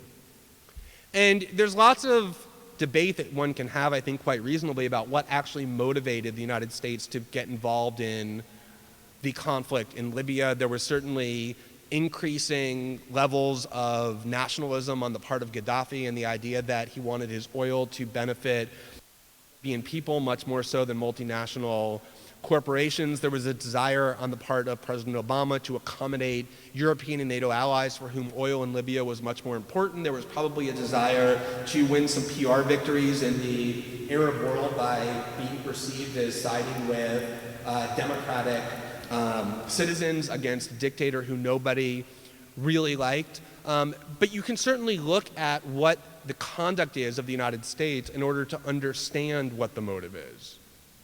And what's really quite amazing to me is if you look at the loudest advocates of the intervention in Libya, what you'll find is that they were extremely vocal in the lead up to the United States' involvement in that war. They were writing op-eds, they were appearing on television, they were very self-righteous in their insistence that this war needed to be fought. And then once Gaddafi was actually killed, they were even more vocal in their declarations of victory and in the praise that they were lavishing on themselves, that they had saved the Libyan people from this brutal dictator. And yet since that time, you've heard almost nothing from the leading advocates of the involvement in Libya as that country has disintegrated into increasingly savage and brutal fighting by militias and lawlessness, as massive detention and torture have spread throughout that country, as evidence of civilian casualties from NATO bombings now is very well documented from the UN and from Amnesty and others. You have almost zero interest on the part of the people who advocated this intervention on humanitarian grounds in terms of what is actually happening in Libya. And I think that gives very clear insight into whether or not those claims of humanitarian motives were actually authentic. And I think it's really important to keep in mind, as well, as the United States talks about what is proposed to be the next form of humanitarian intervention, the one that people point to Libya in order to justify, and that is intervention in Syria. Like I said, there's always an element of truth to the humanitarian argument. It really was true that Gaddafi had oppressed the people of Libya for 40 years, it really is true that the Assad regime is engaged in horrific violence against innocent civilians. And yet if you look at American political discourse throughout the last decade, well before Assad started murdering the people of Syria, you see very many of the same people who are now advocating military action in Syria having done so long before this happened. Just like you saw advocates of the attack on Iraq in 2003 having done it long before its justification, 9/11, actually took place. There's an amazing speech that was given by General Wesley Clark in 2007 in which he recounted a visit that he paid to the Pentagon in the immediate aftermath of the 9/11 attacks. And an officer, a fairly senior officer in the Pentagon, ran up to him when he saw General Clark and said, "You're not going to believe this, but we're actually planning on attacking Iraq." And why would we attack Iraq? Iraq has nothing to do with the 9/11 attacks. And the officer said, "I have no idea." And Clark says he went back 2 weeks later or 3 weeks later to the Pentagon and saw the same officer and said, "So what's going on? Is the plan still to attack Iraq?" And this is what Clark said about what he was told by this officer. The officer said, "Sir, it's worse than that." He said, he pulled up a piece of paper off his desk. He said, "I just got this memo from the Secretary of Defense's office. It says we're going to attack and destroy the governments in 7 countries in 5 years. We're going to start with Iraq, and then we're going to move to Syria, Lebanon, Libya, Somalia, Sudan, and Iran." And it's really quite notable because in virtually every one of those countries, the United States has since engaged in military action, usually justified under the name of humanitarianism. Now, the last point I want to make about humanitarian interventions is that even if you assume the best possible motives, even if you assume that people who are justifying these wars by appeals to humanitarianism are being incredibly and purely sincere about why they favor military action there. And there certainly were lots of people who advocated involvement in Libya for the right reasons because they genuinely believed that protecting the residents of Libya from assault from Muammar Gaddafi was a noble and justified thing to do, just as there were people who advocated the war in Iraq because they believed that the Iraqi people should be liberated from an even worse monster in Saddam Hussein. Even if you assume purely authentic and genuine motives, there's still the very important question about what the US military is built and designed to do and what it is capable of doing. The United States military is not built and designed as a charity or to construct societies. It's built as a force of destruction. And if you deploy the US military, no matter what the aims or ends are, what it's going to do is very predictable. It's going to kill people and it's going to destroy. And even beyond just what it's designed to do is what it's capable of doing, what its area of competence is. The idea that the United States military is able to go to very old countries with very complex societies that have all kinds of long-standing disputes and tensions, the way most societies do, including the United States, and will be able to go there and navigate and control the outcome is incredibly naive at best. So even if you think the motive is pure, if you want to assume that we're really there for humanitarian goals, there's still a very serious question that gets very significantly underplayed, which is, does the United States military have the power really to do anything other than destroy and kill? And even if it did, would it know how to do anything remotely necessary to achieve humanitarian outcomes? The final point I want to make is a brief one, which is, in American political discourse, there's a phrase that gets bandied around all the time that nobody takes seriously any longer, which is, oh, war is a last resort. I mean, you cannot look at American history over the past 5 decades and believe that that phrase has any value or significance other than as a cursory slogan to which people pay lip service. But I think even people who are sufficiently cynical of the way in which that term is used and who believe genuinely that it should be taken more seriously, that war really should be a last resort, meaning that it should never, ever be commenced unless it is absolutely necessary and every single other conceivable alternative has been completely exhausted, which is what war as a last resort actually means. Even people who believe that tend to think, I think, that there's an exception to humanitarian intervention, that we don't actually need to be quite that cautious about it because that's actually something that's being done for the good. And I think the critical thing to note is that humanitarian intervention is not really a subset of war. It's not a noble exception to war. I think the history of how it's used and how it's invoked demonstrates that it's actually a synonym for war. And therefore, all of the reluctance and all of the caution that's needed for war generally applies every bit as much to this sort of new invented term called humanitarian intervention, which is really designed to make war an easier pill to swallow. Thanks very much. Thank you. Can you hear me? Okay. Thank you. And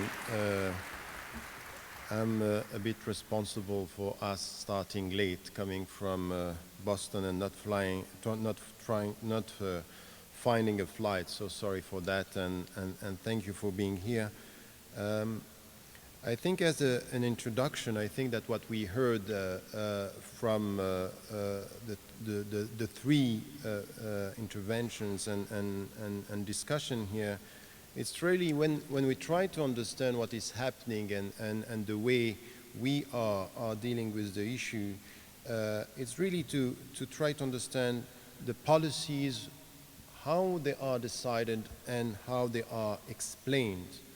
And the main point for me is really to take as something which is critical in our discussion, the terminology. Who is deciding and what is said and how we are talking about things.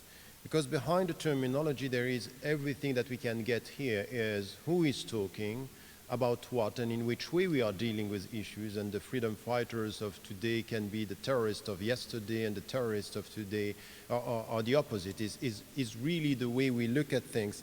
And then when we were talking, and the three main concepts that we had this evening is really Orientalism, for example, the way we are talking about what Orientalism is all about. International relations and international law as well is quite important. What do we mean by this, and in which way we are using the words as if they were objective words with an accepted definition. And we'll see that sometimes we need definitions, and sometimes we are very happy not having definition because it helps, and I will come to this.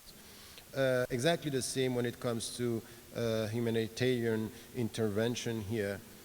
So in between all these concepts, the one that we are tackling here, Orientalism, it's all about three things that are important. We are talking here about perceptions, and not only political perceptions. It's really something which is deep with history, cultures, defining who we are, who they are, because behind the concepts, it's also a self-definition, a perception of the self and the perception of others.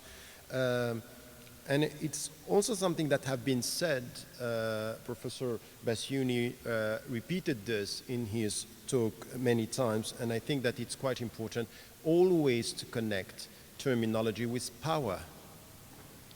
And the powerful can decide, but it's a question of power in anything that we are talking about here when it comes to this discussion. And also when we were talking about the motives and why we are deciding to go for war, it's also interest. And we have sometimes to just in a very simple way, even when we speak about the Arab Spring, if we talk about the Arab Spring only from a political perspective, there is the most important thing which is to be discussed is the economic dimension of what is happening in the Middle East. Because first, from a very basic understanding, there will be no democracy if there is no economic stability. But we can't just look at what is happening thinking that these are only political motives and what the people are experiencing has to do with the political structure, not dealing with the new Middle East and the new actors that we have there. And the best example is what is happening in Syria in a very clear dimension when you have power struggle between the West, or the quote-unquote the West, and Russia and China on the other side, and saying we are not going to follow that direction. So I think here it's quite important to get a sense of the words and the power struggle and relationship. And from where we are inductively, to do something which was done this evening is to deconstruct and to try to understand how things are justified and how things are legitimized. And I think that this is a deconstructive or an inductive process that is important to understand why we are talking about humanitarian interventions, or what are we doing with international law, and in which way we have to understand the concept of Orientalism. So let me start with this. Orientalism as a first concept, and in which way we have to come back to history as it was done by Professor Pitts at the beginning. I think that when we come back, we need to get something which has to do with a mental structure in the relationship between the West, or the powerful, and, for example, the southern country, the global South, or the Muslim majority countries, and what was described by Edward Said as Orientalism is in fact the way you shape the other, and this sense of otherness, that they are like this, and it has to do with perception, it has to do with discourse, and it has to do with power struggle. In fact, it's not new that we are using words in order to avoid talking about the reality of what is done. The civilizing mission, going there to civilize the people and to show them how our values are great, hiding the very essence of what we were talking about, is to get their wealth, to get the markets, and to exploit them. At the end of the day, colonialism was, and once again, and this is why I agree with Professor Greenwald, we will always find that some people are sincere, that there are justifications, that yes, they were there, some are just up to now. I had a discussion recently in Britain and in France with some of politicians saying, you should acknowledge that in colonialism there were things that were good. There were hospitals and streets and roads. Okay, that's fine, but the motives behind the whole process had nothing to do with give them hospitals. We were not there for that. We were not there for clearly taking their wealth and exploiting the people. And we were using a very nice word, which is spreading around our liberal values. All that is great. Behind the scene, we have the true dimension. And once again, this is the way the powerful can explain not being completely cynical, but mainly cynical. The way they are dealing with the less powerful and the people who were exploited, and creating this, shaping this otherness, that they are the others, and we have to civilize them in one way or in another. So this is something which has to do with the words that we are using, and we can get out of this some of the motives, of course, and this is what we have to do. There is another word that we are using, and it was used this evening. It's liberalism and liberal. And we have to be very cautious with the term. It depends, the understanding and the definition of the term depend which other word it could qualify. Liberal democracy is not exactly the same as liberal economy. And sometimes the liberal, liberal is the way we are talking about it, with all the liberal values, democracy, freedom, dignity, equality, justice, accountability as well, as it was said. All this is fine, and these are values that are great, but sometimes we are using the liberal values not to say that we are pushing the liberal economy. And liberal economy is not about democracy. Liberal economy is not about dignity, it's not about equality. Liberal economy is about freeing markets and all the market. So you can just push the liberal economy, which is against the liberal values, and using one to avoid referring to the other. And I think that this is where our understanding of the words that we are using, very often promoting liberal values, could be understanding. But the humanitarian intervention very often are using liberal values to avoid talking about the liberal economy that we are trying to protect and the markets that we are trying to protect in the country. And if you want an example, just go to Libya and just ask yourself, no, you don't have to ask yourself, it's quite obvious why this was done. Once again, and this is why I agree with the last point which was made, we have to avoid being black and white in our assessment, because there is sincerity on the part of some of the people who were, I was just before the intervention of the NATO intervention in Libya, and it's true that when you know how the Colonel Gaddafi was dealing with his people, and he was saying just before, I'm going to kill them. They are, he meant this. And we were on a radio program, and I was with a journalist, and I was buying this idea, we need to go to something which is a no-fly zone. I meant it in the way it was meant, not the way it was understood afterward by the NATO because, yes, there is a problem here, he's going to kill the people. And she was against it. She said, no, we should do nothing, we should not go there. And at that point, this is why it's not easy to be black and white in this situation. What are we going to say and what are we going to do? Because we know that he was going to kill, he was a dictator, and he was not going to stop before ending the resistance. So these are words that and concepts that we have to try to understand from different angles and through a comprehensive way. But we also have in the international discussion, and when it comes to international institutions and states, words that are used, and we are quite happy not to have a clear definition. Because some of the definitions could come back to you in what you are doing. And there is one word that we have been using over the last 12 years is terrorism. You don't have a definition on which we agree. Because if you define terrorism, at what point you can have to define state terrorism. Oh, that's not the good one.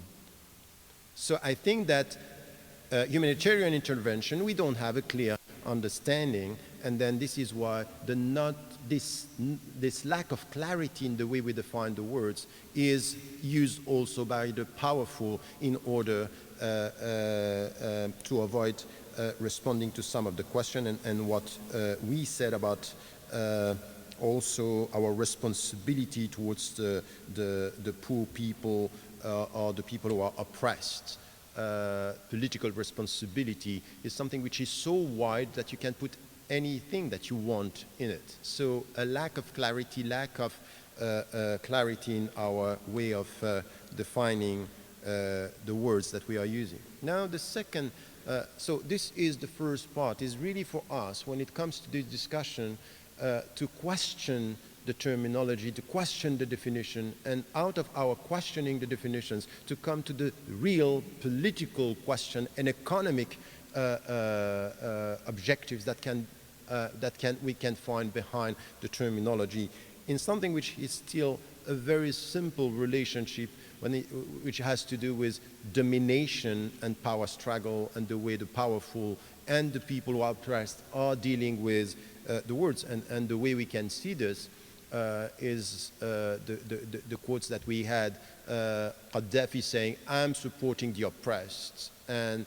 the powerful saying he is supporting the terrorists, he is supporting the, and this is exactly what we had in Afghanistan. Some of the people who in the 90s were understood as the resistance and the legitimate resistance to Russia became just afterward the terrorists and all terrorists because they were resisting the United States. It doesn't mean that it's completely wrong, but I think that the way we are changing terminology is helping us to understand the way also Orientalism is playing a role in the way we define the other. You become the other depending on what you are for what you are resisting and to whom you are resisting. And this is quite obvious in all what we had, we discussed. The other thing that is important in the way we deal with international institutions and international terminology as well is the means. It's as if the means that are used are presented as completely objective and not ideologically driven. And as it was said, and once again it's important for us to get it right, international law, this is something which is a means that is used depending the way who is reading the international law. And this is something that we can find at the national level and we find it at the international level. At the national level, the problem is not very often the text and the articles of the law that you are reading, is the way they are read and by whom. So the problem that many, for example, African American are facing in the United States of America is not the law, but the way they are read and implemented. At the international level, it's exactly the same. So, for example, many of the people that we keep on repeating, you have to be full citizen in our country, they don't have a problem with the legal framework within which they are. In the West, as a whole, they could say, we don't have a problem. Now, the way it's read, the way they are perceived, is the way they are going to face, the way the laws are going to be implemented, and this is a problem. It's exactly the same with the international law. The first Gulf War, and what you have this first intervention in '92, it was referred to. At the end of the day, Saddam Hussein was invading a country, Kuwait, which is not democratic. It's a petromonarchy, and there were no democratic. It was not in the name of democracy. It was not in the name. Clearly, it was presented as such, but Kuwait is rich in oil. It was to be protected for economic and geostrategic reasons, not at all for the people or the political system. So it was a dictator invading another small dictatorial country or a country under dictatorship, and this was, we supported one against the other for economic reasons. The same that we have in. And once again, it's quite important to come to, before 2003, to come to Afghanistan, because it's as if there is a kind of legitimacy to be in Afghanistan now. And I'm sorry to say that as much as we have to condemn what happened in New York and the terrorist attack in 2001, I'm sorry to say that the people of Afghanistan, they were not responsible for that. They were not supporting. The great majority of the Taliban even were not supporting Osama bin Laden. And we went there as if it was normal, as we are justified to do this. Why? Because we are protecting us. Us means our liberal values, democracy and dignity and the right and the side of dignity. I think that this presence in Afghanistan is problematic in itself. From a political and from a just or a philosophical viewpoint, I would say this is something that we have, and once again the international law were not referred to, it's just accepted. The same with the Second Gulf War, where the United States went to it even against the United Nations. And they went there just to say they are weapons of mass destruction and we go for this. And we went for it with no real support for the international community. And then once again, international law are used. They are ideologically driven and they can be used depending on the interest. The same in Libya, and what we have to listen to what was said by the Arab League. Amr Moussa said, yes, we were supporting a no-fly zone, of course, but this was used, as Professor Bassiouni was saying, this was used to go and to attack the country, and it was a way to enter and to enter into the country and to support the resistance against Gaddafi. So this was done in Libya, and when I was talking to the first advisor to the French president, Nicolas Sarkozy, Guénaud, and I was asking him, do you want me to buy the fact that you went in Libya only because you care about the Libyan people? And say, yes, this is it. So I can't say there is no truth in the fact that they thought that we had to support the civilians. Now, why in Libya and why in this way it was done, it's clearly for geostrategic and economic reasons, that Libya is a rich country in the region and this was to be protected. So we need to get the right understanding. International law and humanitarian intervention here is a joke. Why? Because Amr Moussa said, why is it that when you ask you for a no-flight zone, you went and you did it? Why is it that we ask exactly the same in Palestine, in Gaza, and it's as if you didn't hear it? So, and by the way, if you look at the situation in Gaza, the situation when it comes to humanitarian realities, the Palestinians are suffering, and they were suffering and still are suffering.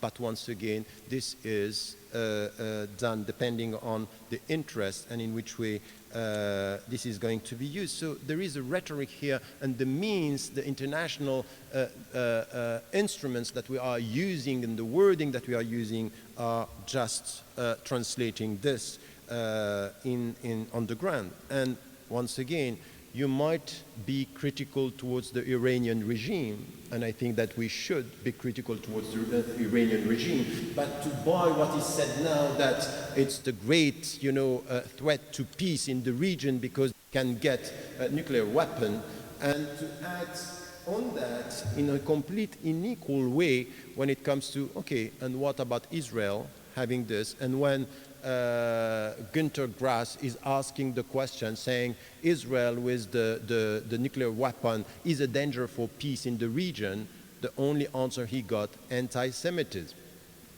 So I think that once again here we have really to be critical about all this business, expressing that or trying to sell us that the means are objective, that we are talking about international law. Once again, international law, as it was said, is defined and used by the powerful, and whatever is your situation when you are in a situation of oppression, it will be very difficult. The same with humanitarian intervention. Once again, we have to ask ourselves in which way it's used and not used, and I had a long thing to say here, but I'm not going to repeat because I agreed with many things that were said, but we also have to be very cautious. Is that sometimes not to, because humanitarian intervention could be used when we go for protecting the political interest in the region, this is what I said, but sometimes it's also to try to transform a situation into a humanitarian cause and situation, forgetting that any humanitarian cause is or rely or behind the scene you will find political reasons. It's political. In fact, the humanitarian causes or the humanitarian reality that we are facing everywhere in the world have to do with political situation. And I'm very, very much concerned about the fact that very often now in the discourse in the West, we have something which is transforming the Palestinian resistance into a humanitarian cause. These are poor people, send them food, send them textbooks, help the schools, and don't be on their side in the name of justice. So it might be by having a humanitarian thing is we are not going to get a humanitarian intervention there, just solidarity. And it's as if we should remove from our solidarity towards the Palestinians the fact that it has to be political and not only humanitarian. So we can play with the words, but you can see that there is a tendency in the political discourse, oh, the poor people in Palestine just send food and forget about their legitimate resistance. So once again, this is where things can be used in another way. So my conclusion in reading what is happening now, we have to be critical and also try to have a comprehensive approach. There is something which it's important in understanding the political discourse from every side. And I think that what was said from, I'm quite critical here, and you have what I'm saying, because the point was talking also about Orientalism, West and mainly the United States of America and European countries are explaining what they are doing. But it's also quite important to come with the same understanding of sometimes what is done and said in southern countries exactly the same. Quite critical and to understand it's not black and white.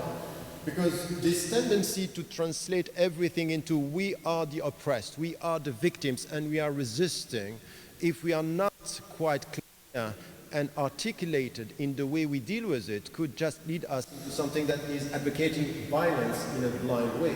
So for example, listen to you were mentioning Ayman al-Zawahiri. Ayman al-Zawahiri, if you listen to him, it's quite long what he's saying, and you can understand that some educated people are attracted by what he's saying. But this is where we have to delegitimize the discourse from within, understanding that by playing the victim as opposed as in the hand of the powerful, you have exactly the same excess. Extremist understanding. When, for example, he was saying, because you know that he was in Egypt, he was from within the reformist trend, he was from the Muslim Brotherhood. He thought that the Muslim Brotherhood were wrong by supporting and working within the legal system, and he left. And he said, now the only thing that we have to do is to fight against the dictator. And then he said, look, and this is what he's saying now, we were facing the dictator, and we saw that after killing Sadat, we had after him someone worse than the one who was before. And we understood that in fact it's not him the problem. It's not the dictator here.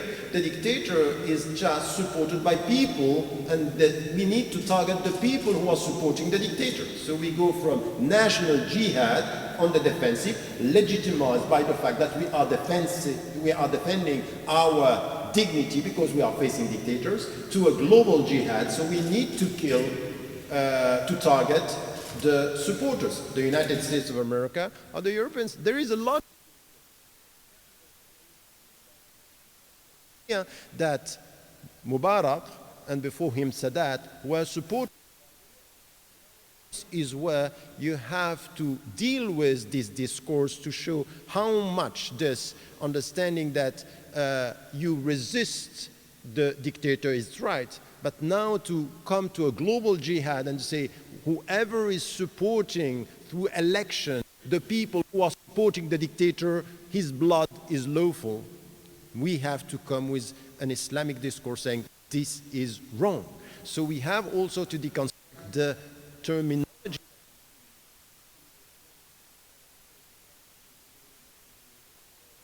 So we have to be very cautious. There are things that are legitimized by the powerful and things that are legitimized by the oppressed. And it could be as dangerous as the other side. So this is quite important as well. And then also to get a sense of what was said about the media. Because we also have terms and terminology, perceptions. We are talking also about the media and in which way they can be used in one way or in another. And sometimes there is a polarization in the media in the way things are presented. And many people during the Arab Spring, what we call the Arab Spring, I have just a book coming called Awakening, Islam and the New Middle East. Just don't use spring and I don't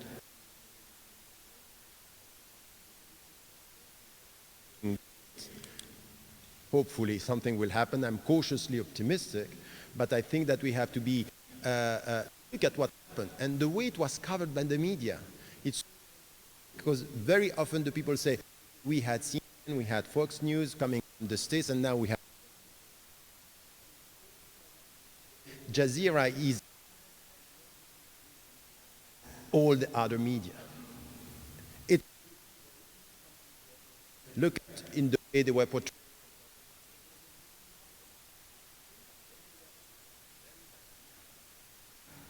Against Sunni, while in the other country, in Egypt, they were pushing with the people, pushing in Tunisia. And I think that the terminology is also the way we are for what should be done. And my last one of the dimensions of Orientalism is also, as it was said, the way we are understanding now the Islamic references Muslim majority countries, which is part of the whole process behind all what we are talking about here. And it's as if now, okay, the Arab Spring or what is happening in some Muslim majority countries, the main problem is Islamism and the Islamists and what they want to do. And for example, we have on the one side we have the polarization. We are presented, the thing is presented like this, is you either go towards Turkey or you go towards Iran. So it's in between. Turkey, it's okay, Iran is not. That's fine. You can go for this very simplistic polarization, but in fact that's not the point. The Islamic reference and Islamism is not at all dealt in such a way by, by the West or the Western countries, even China and Russia. In fact, there is something which is again behind the scene here, that it's not political, but it has to do with economic interests. And the point is that when the Islamists, when you have leader in a country, even dictators, even petromonarchies, that are telling you democracy is not Islamic.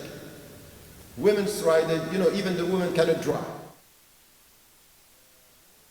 Women's rights. That's not our business. Democracy is not intikhabat, election is not Islamic. We don't have a problem with such Islamists dealing in or running petromonarchies, if and only if they are completely integrated in the economic order. So this is a very important point. In the Middle East you have two things. The liberal economy and the way you deal with Israel. And sometimes it's the same. It's, Israel is also helping to protect some of the geostrategy in the region. But the point is, this one is, now we have new Islamists that are arriving in Tunisia or in Egypt, the Muslim Brotherhood, and some of the discussions that they have to do not with the political structure. You can have, you know, a seemingly democratic system. The point is, what is going to be, what are your economic orientation? And if you deal with the World Bank, if you deal with IMF, you are going to be more accepted. And one of the good examples of this is Turkey. Turkey is dealing with the secular thing. They are coming from an Islamist background, but there is one thing which is quite clear: they are playing the game of the global economic order, and no one is tackling this as something which is dangerous. So I think that it's also something here in our understanding of what is accepted and what is not accepted. It's not only to be tackled from a political viewpoint, it's to take the whole picture and to get a better understanding of which kind of integration or economic integration they accept or not. And this is where you can be with us, or you are the other, or you are resisting to the economic order. And once again, this is also the way we have to deal with the Arab Spring. It might be that one of the dimensions of what we call the Arab Spring is controlled democracy and opening markets for a new Middle East based on a new kind of economic strategy, knowing that for the first, not the first time, but in a very, very impressive way, China, Russia, India, South Africa, Latin American countries are new actors in the region, so you can't just keep the countries the way they were. And there is a will, and there was a will to change the situation. So once again, you can go for, oh, these are all liberal values that are celebrating. Yes, liberal values and open markets. Thank you.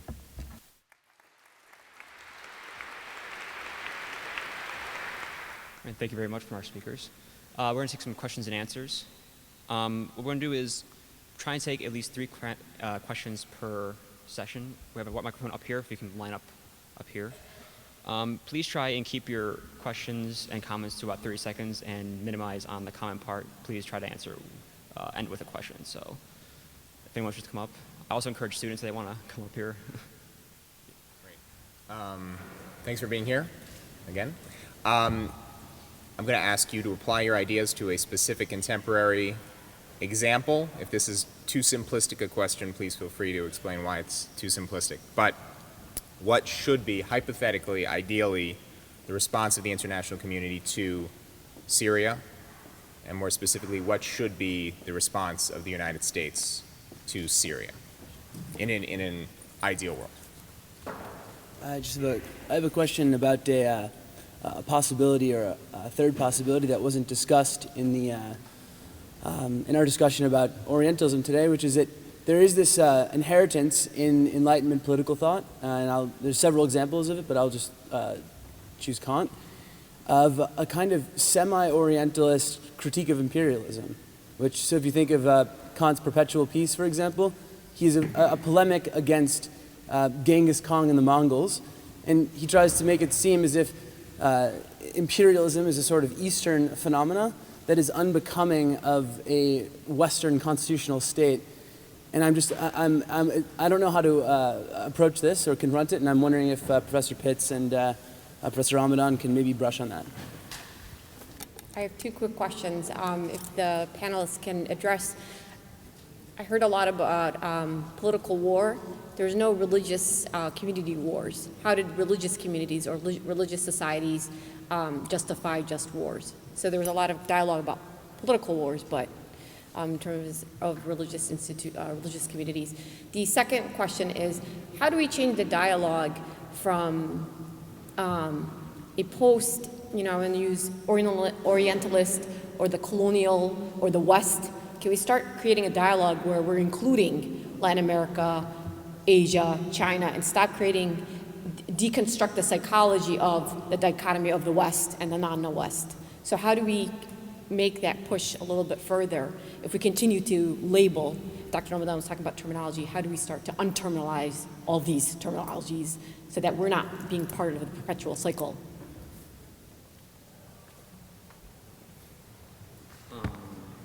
How about response to Syria? I'll go first. So I'll just address the first question about Syria. We were sort of joking before the event began about who was going to have the responsibility to unveil the 6-point plan about who was going to solve Syria. And I'm not volunteering to do that. But I do want to say one thing about it, which is I really found what Professor Ramadan said so interesting about his radio appearance where he debated what should be done about Libya.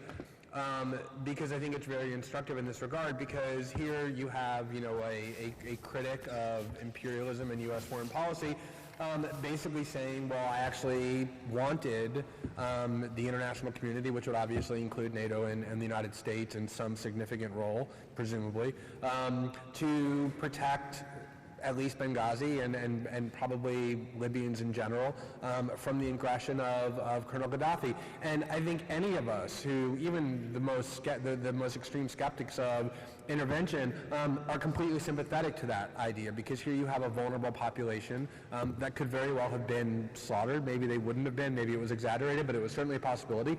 And it's very difficult to say, well, we should stand by and do nothing. Because there's always this human impulse when you see some extreme injustice to want to take action. Unfortunately, it's just also the case that sometimes there aren't alternatives that are preferable even to a horrible status quo. And the reason that I think it was interesting what Professor Ramadan was saying about wanting something involved done in Libya is because I think it was somewhat predictable, and I think a lot of people did predict, that although the claim was made that all that would happen was there would be a no-fly zone around Benghazi, that it was much more likely that the involvement would be much greater than that, and that the United States and its NATO partners, once there, would try to start to do what it always does, which is manipulate outcomes and transgress limits for its own interests.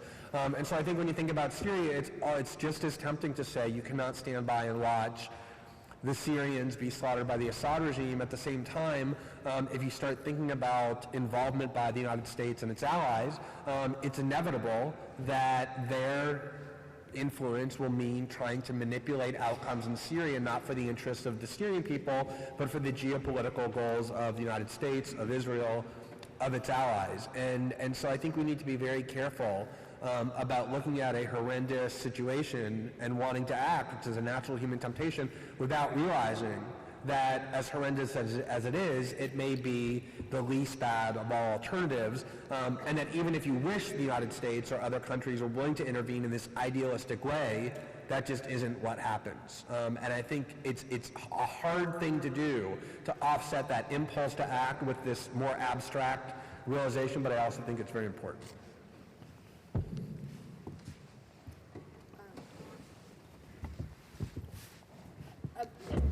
briefly, sort of sidestepping the Syria question in a way, I would just say about humanitarian intervention that part of what I would want to insist is that whatever one decides about particular moments of atrocity and whether military intervention is warranted under the circumstances, broader questions have to be asked. The debates about humanitarian intervention have to be put in this broader context of how powerful states are fomenting the crises, the idea of sowing crisis, that then leads to the perceived necessity for humanitarian intervention.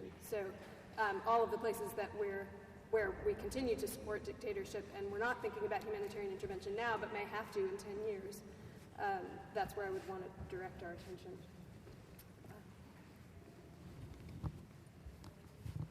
Experience in the evolution of law in different societies invariably shows that one of the purposes of the law is to limit the powers of those who are more powerful and those who are more capable of inflicting harm on others.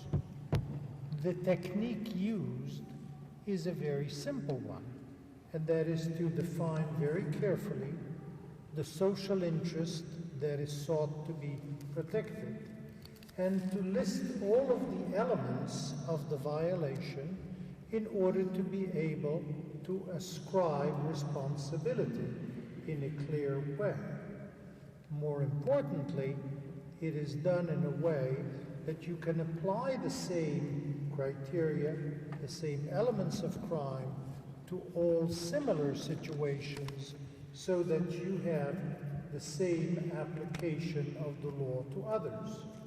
The problem when you're dealing with humanitarian intervention is not about the validity of the goal, it's about how you define it, what elements you have into it, and how can you apply it. Because assuming that, as we heard before, that in every one of the cases in which a government has used force, they have waved the flag of humanitarian intervention simply because its ambiguity permits every flag waver from defining it and giving it the content that it wants. My question to the person about Syria is, what is the objective criteria that we can go on? Is it a numerical one? Because if it's a numerical one, what is the high bar?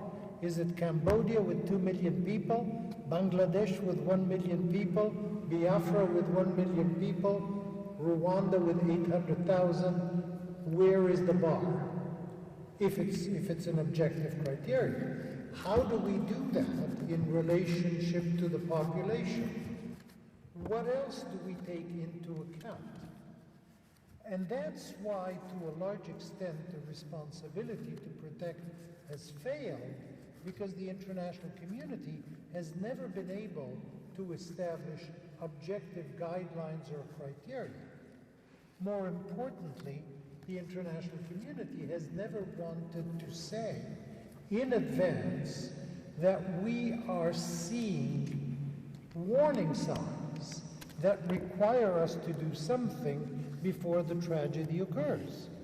And the absence of warning signs means that we don't have to do anything, or we do what we want when we want it in the way in which we want it. Ergo, Libya, because population 5 million people, very sparse territory, a lot of oil, specifically one of the fields has the most refined oil in the world that you can use directly without even refining it, which is used essentially in missiles in the United States.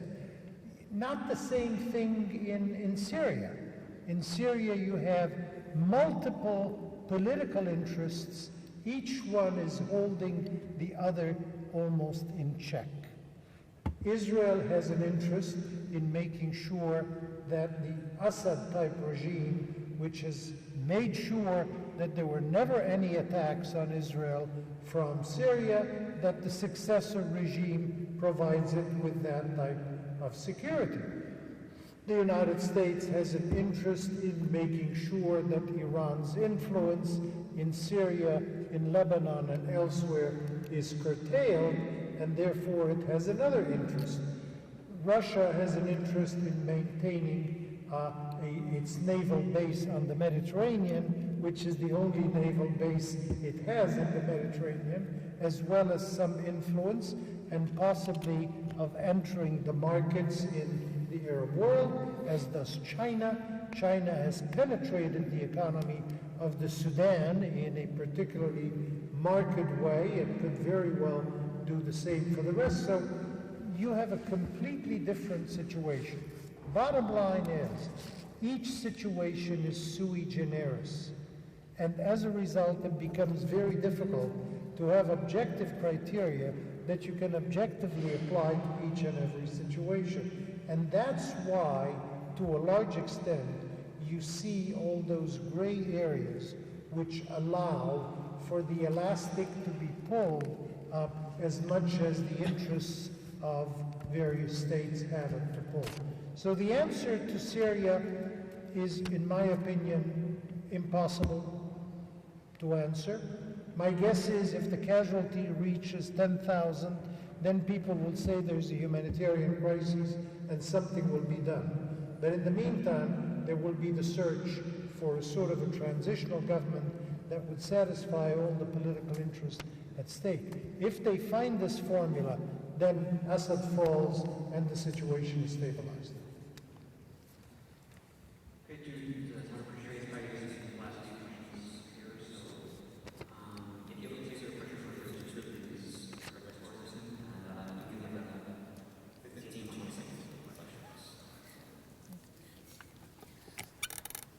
Okay, so as Mr. Greenwald pointed out, that a lot of the dictators that the United States waged or are against, when in the case of civilian uprising, were actually the people the United States government supported in the past.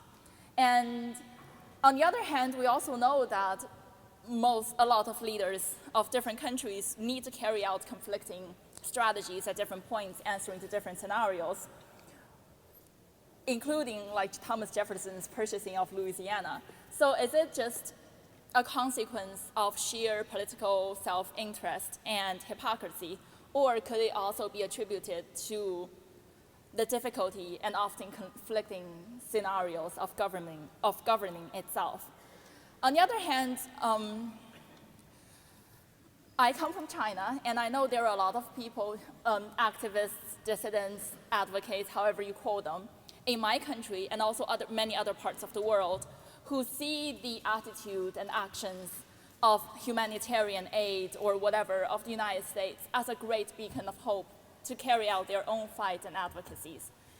And however they might be ill-informed due to political propaganda or merely due to their ideological naiveness, is there this positive side effect that could be acknowledged in the course? Thanks.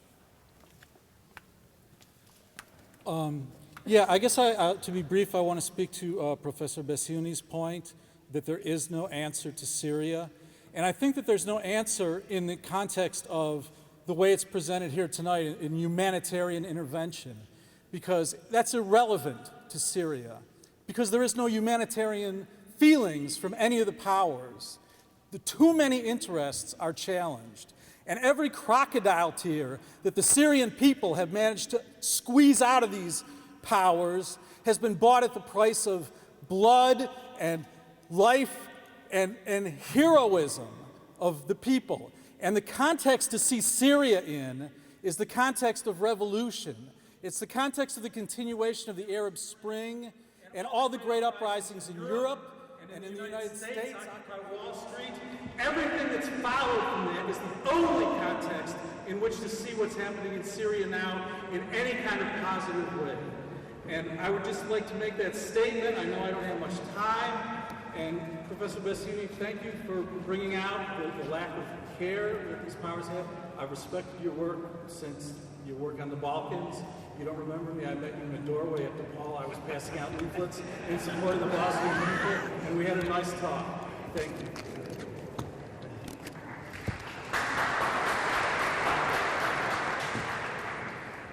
My question may not be very popular here.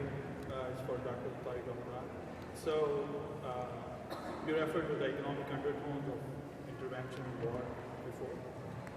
So, my question to you is, why not open up Middle Eastern consumer markets to the world economics? Even if it is in the name of fake democracy. The old dictatorship model did not work. It didn't take those nations anywhere. So let's try something new. So this is just my question to you. Why not? I would like to hear comments from any speaker regarding the idea that Middle Eastern countries that are now experiencing the Arab Spring might use the experience of Indonesia in managing its transition from a politically oppressed country to an open democracy and an open economy, relating to the fact that Indonesia is the world's most populous Muslim country, and also relating to the fact that Indonesia is also continuing witnessing the strengthening of Islamic hardline movement following the transition. This is to Dr. Ramadan. I'm going to start with a brief quote by Augustine. It might be long, but it says that hope has two beautiful daughters: anger and courage. Anger with the way things are, and courage that things do not remain the same. And this is the truth in the spoken word that you all spoke is very inspiring and brings a lot of hope. And my question is about the courage piece. A little bit like, what audience are you speaking to? And we do feel a sense of accountability and responsibility for the truth that we hear. What is it? What is our responsibility as individuals? Thank you. Okay, so the lightning round. For Mr. Greenwald, something.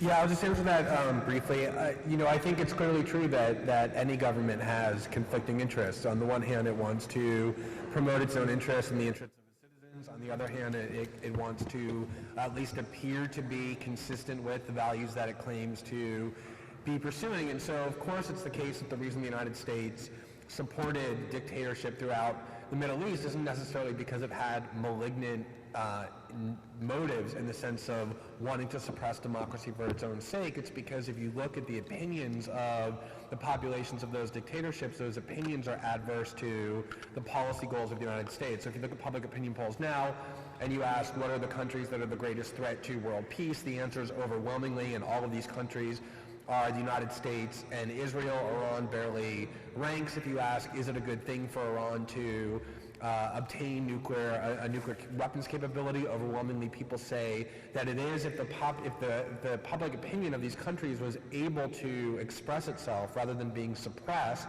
the United States would no longer be able to dominate that region. It would have been thrown out a long time ago. And so the strategy was to prevent that opinion, that public opinion, from having any impact by suppressing it, by silencing it through the use of dictators. So that's one goal that the United States has, and that's in conflict with the goals of pretending to favor freedom and democracy and human rights throughout the world. So it is true, as the question suggests, that there's this conflict of interest.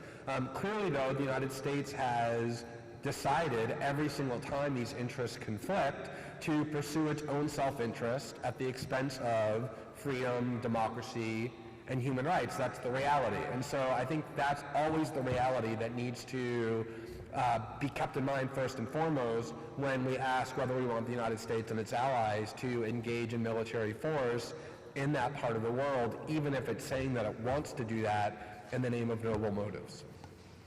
But, Mr. Ramadan, why not free markets? Sorry? Why not free markets? Yes, just one thing, because I didn't respond to the first question about Syria, and as much as I agree with Professor Bassiouni that there are many dimensions, I think that it's very important, at least for us, from where we are, to take some positions of principle, and whatever is the situation, to make it clear that he is a dictator and he has to be removed. So this is to support the people. Now, at the same time, we have to take into account all these dimensions, and I agree with this, and I think that we are not disagreeing here. But there are some positions of principles that are very important in the way we are supporting, even though the opposition is very divided and it's very problematic. The Syrian opposition is a problem in itself. But to make it clear that he has to leave, and on the long run, we also have to support, not on the long run, we have to support the opposition and try to find a way and expect from the West and expect from all the country to put much more pressure on this, on Syria today to change the regime and to change the state of affairs. Having said that, I'm in the same situation. It's quite difficult to see a solution so far. And by the way, just for Libya, what I was supporting is a no-fly zone. I was not supporting the intervention, just to make that point clear. Now, why not consumer markets and no, I think that this might be an ideological position of principle for me. What I can see with the way we have the free market and the liberal economy now has nothing to do with justice in the countries and justice for the people. It's just now exploitation and even here, even I think that when we are saying you have we have tried everything. I'm not sure that we have tried everything in Muslim majority countries or in the Middle East. I think that many things have been imposed onto the people, and I think that look at what is happening in the West, what is happening even in here in this country, what the poor people and the people who are the victims of this economic order. I think that this is where I would start the resistance. So there is no way for me to say, I would just as a starting point, more ethics in economy as resisting this free market ideology. But once again, this is a position of principle. And just very quickly, because there were two other questions, there is one about the religion and war. I really think that our responsibility, if you are citizens, we are citizens, or we are coming from a religious background, is really to be very much knowledgeable about our own tradition, what is said. And we are talking about just war, we are talking about jihad, and the right word when it comes to war is qital. We need to have something which is a more sophisticated understanding, and then also dialogue on this, because there is something which we know as legitimate resistance. Now we have to be clear on this, and clear on this means that sometimes this is where, by being clear with our principles, we should be courageous with our engagement, courageous when it comes to dealing with our own country.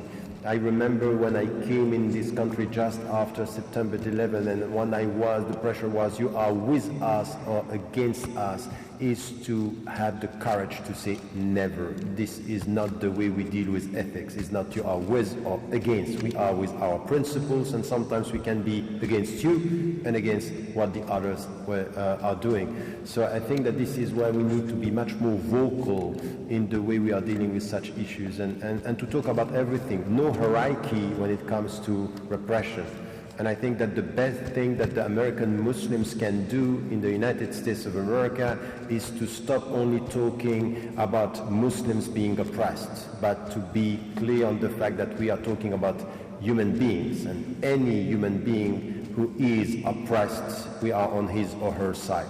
This is the starting point of the discussion, and this is why we should be courageous, even against our so-and-so own people, when it comes to America or when it comes to Muslims.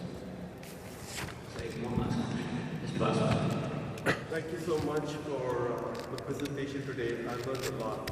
Right? It is just amazing how much data points you have given me. The one thing that I learned, if I would summarize, is that we have an apparatus that is set that is trying to present some humanitarian humanitarian aid or relief to the people who are oppressed in the world. And from the data points that you just presented today, it's busted, it's broken. And it seems like there might be a problem over here, and this is just a different angle to look at this, is maybe we're trying to fix something that is so broken that we got to step back and look at the entire apparatus and see what it is about. Like, for example, I'm including UN and all the other instruments that are in place. Now, you had mentioned that there were some groups like you're talking about Ikhwan Muslimin, or something, they don't represent us, okay, Zarqawi and all. But there is a group out there that is saying, the people over there in Syria, or if you take in Tunisia, if you take in Egypt, now if you listen to these people, they say that, hey, listen, this thing is not working for us. Whatever you come up with, you present to us, it's not working for us. We get slaughtered, we lose our women, we lose our children. But there is something that will work for us, and that is what we are calling for. And the data points, just like you're presenting the data points of 60 years, that how broken the apparatus is, they're saying, well, you have this 1400 years of humanity that has been there. Now, if I look at the 1400 years, there were times when humanity was thriving. So they have a case, they have all the data points. Why not give them some time on the platform and ask them, okay, go ahead and present it, and then we can refute it ideologically or in a more intellectual basis. So this is my comment. You can comment on that. Thank you so much.